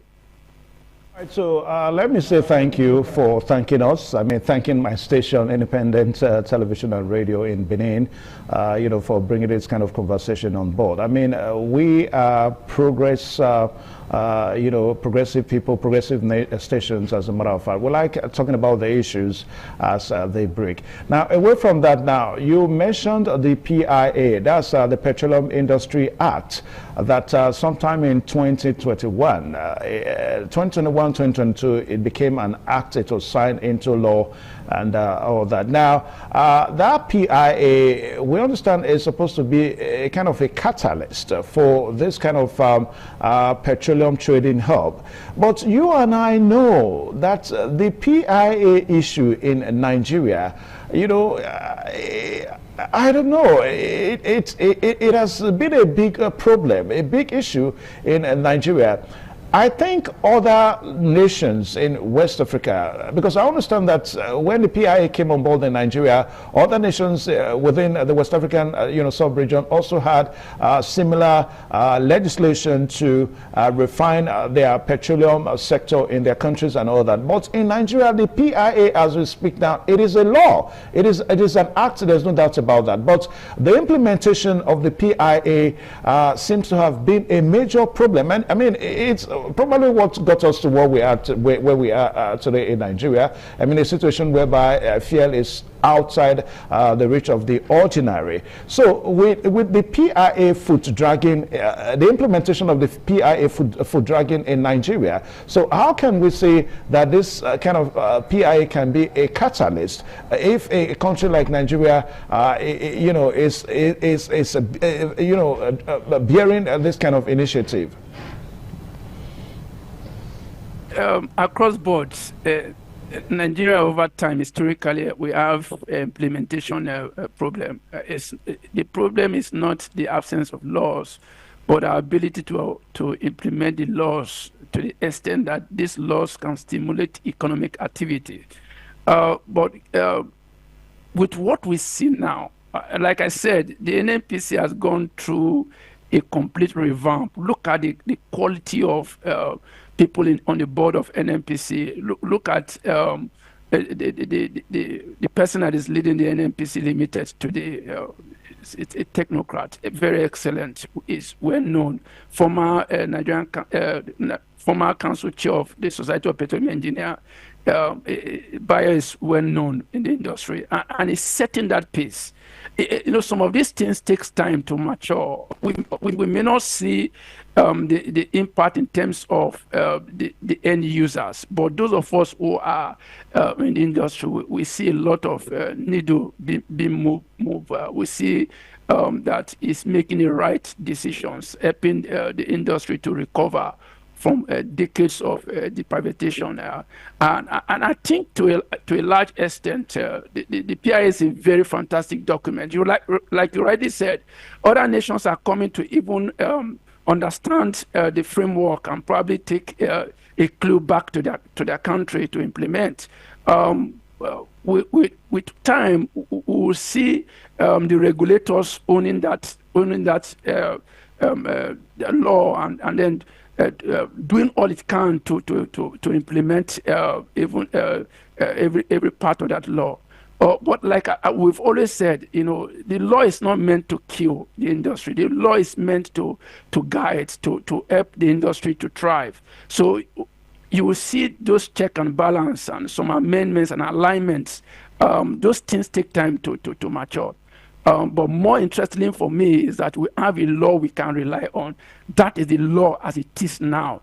And I think the market has reacted rightly. You see the IOC divestment. You see how the locals are picking up some of these assets. And you see what they are doing. Seplat, for example, is a case study. Look at the kind of inroad Seplat is making.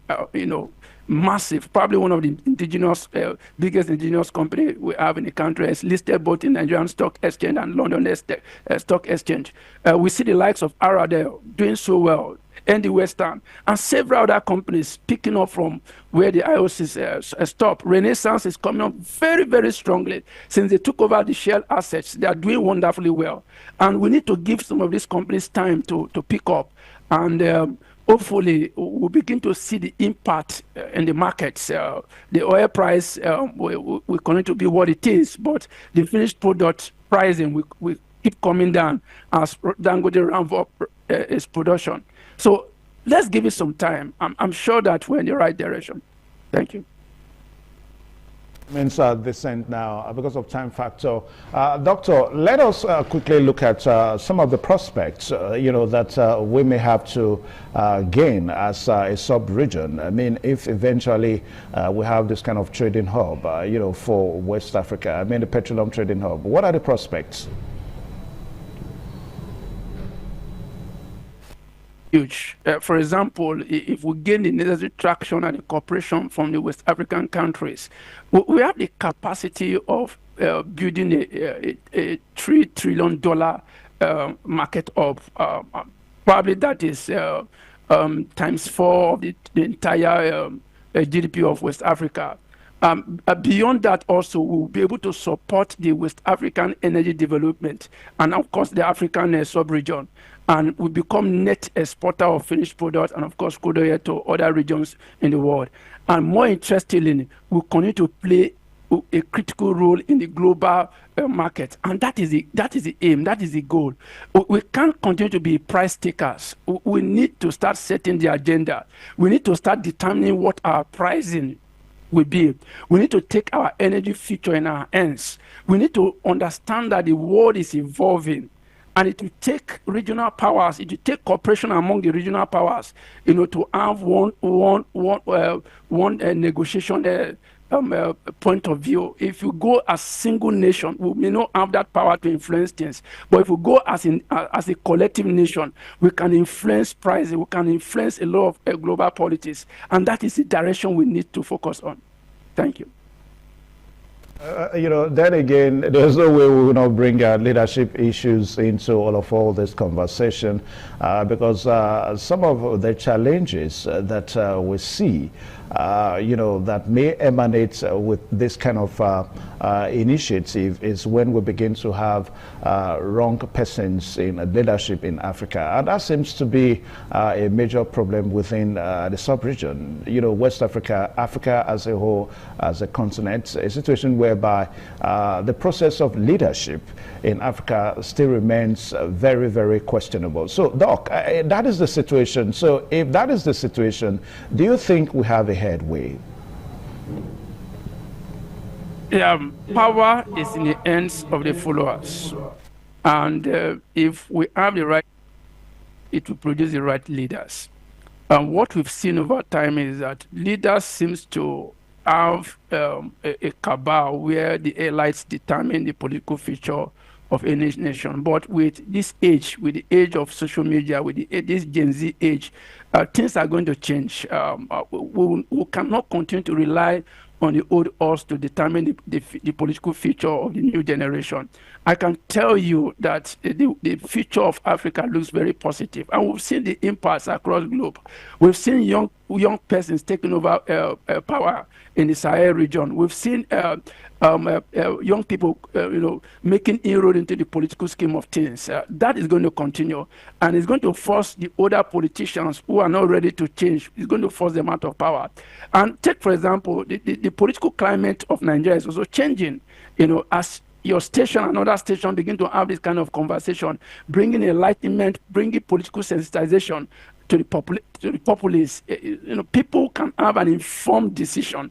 They can decide what they need to do. And kudos to the president that allowed free and fair election in Osun State. That's a clear example of how the mandate of the people can help, shape the way the states can be governed. And that is also going to happen in Nigeria at last. If we insist on free and fair election, we will always turn in the right leaders. And I thank ITV and, of course, other stations who are doing the right thing. And I'm sure that as you continue doing what you're doing and people are hearing us, people cannot make an informed decision. And then over time, we can start electing the right leaders, not just in Nigeria, but across the African state. Thank you. All right, so we want to say a very big thank you, Dr. Chukwuemeka, all the way from Asaba this afternoon. You joined us virtually. It's been a very good one, despite your very tight schedule. He is the National Secretary, Nigerian Society of Petroleum Engineers, and of course, we understand that he's also a board member of SPE. SPE stands for Society of Petroleum Engineers, Dr. Chukwuemeka there. Now, we've talked about the call that West African nations are making for the sub-region to have petroleum trading hub. In other words, this sub-region, countries within West Africa need to move away. I mean, from this APROM tide spring to OPEC, I mean, we are producing nations, we produce crude oil and all that, but we do not regulate the price of our crude oil. That's what we're talking about. So there is a need for us to have our trading hub in situation whereby it's now make us to peg our benchmark price and also do other things that we help us to enhance our petroleum productivity in the country. But one problem that seems to be a major issue is the issue of leadership. And we talked about the need for us to improve our infrastructure as it relates to the petroleum sector and all that. Take, for example, Nigeria. As we speak now, our refineries are in comatose. So that's just the truth. It only took the effort of the president about a few days ago, 2 days ago to precise, that he has reassured Nigerians that the refineries will be built. And that has been a major thing. I mean, we've had successive government comes in and government goes out. They tell us that they rebuild, our refineries. The big question that Nigerians are asking is when our refineries are going to be eventually built. And Nigeria seems to be one major country in West Africa that seems to be facing this problem. If you go to Ghana, I think their refineries are in top-notch. You go to other nations in West Africa, their refineries are in top-notch. So there's no way we can have a trading petroleum hub when our refineries are not in order. That's just the basis of what we're saying. So we'll leave the conversation here today so that same time next week, by the special grace of God, we should be able to bring another guest and with another topic so that we can do the program together. My name is Evans Nokugi, and a very big thank you to our guest, Dr. Chukwuemeka, all the way from Asaba, for joining us. A very big thank you, Doc. Thank you. Okay. Appreciate it. All right, now, so we'll take a short, we'll just pause the program here until same time next week. Goodbye, and God bless you.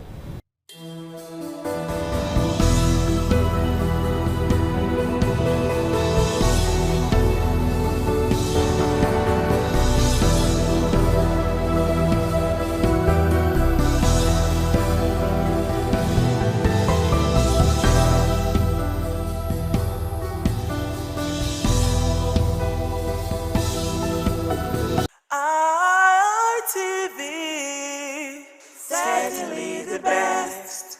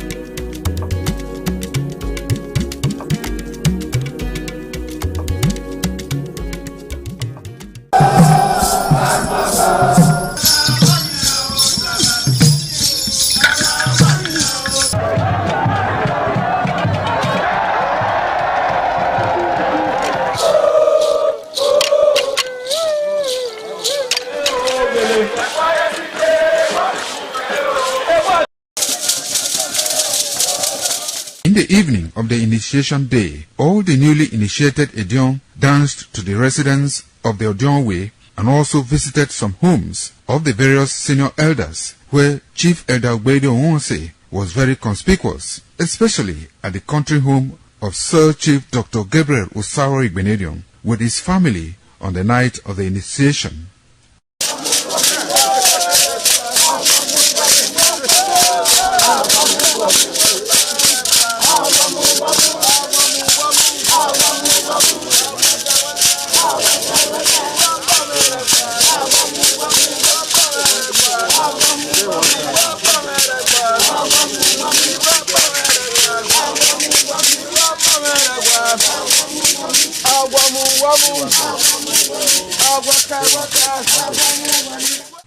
On the following morning, as part of the rite to be performed by the newly initiated Edion in Okada town, the initiates, led by Chief Elder Ogbeide Onwonse, visited the Esama of Benin, Sir Chief Dr. Gabriel Osawo Igbenedion, at his Okada country home residence to pay homage and appreciate him for all he has done in the development of the community, which has placed Okada in world map. They also thanked him for his role in the success of their ceremony. They commended the Esama of Benin as a custodian of Benin cultural heritage and for revitalizing the age-long tradition of the age-grade ceremony.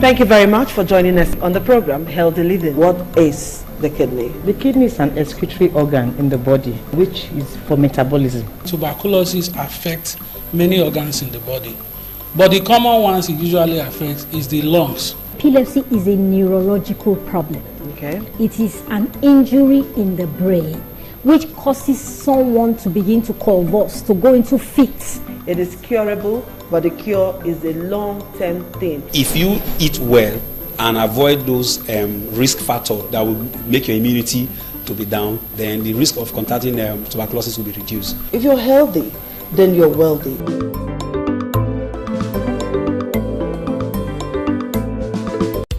The threat of global warming is real.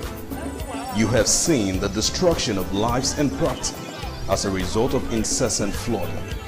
Make the environment a conducive place for all to live in. Stop polluting the environment. Protect the environment today. This message is brought to you courtesy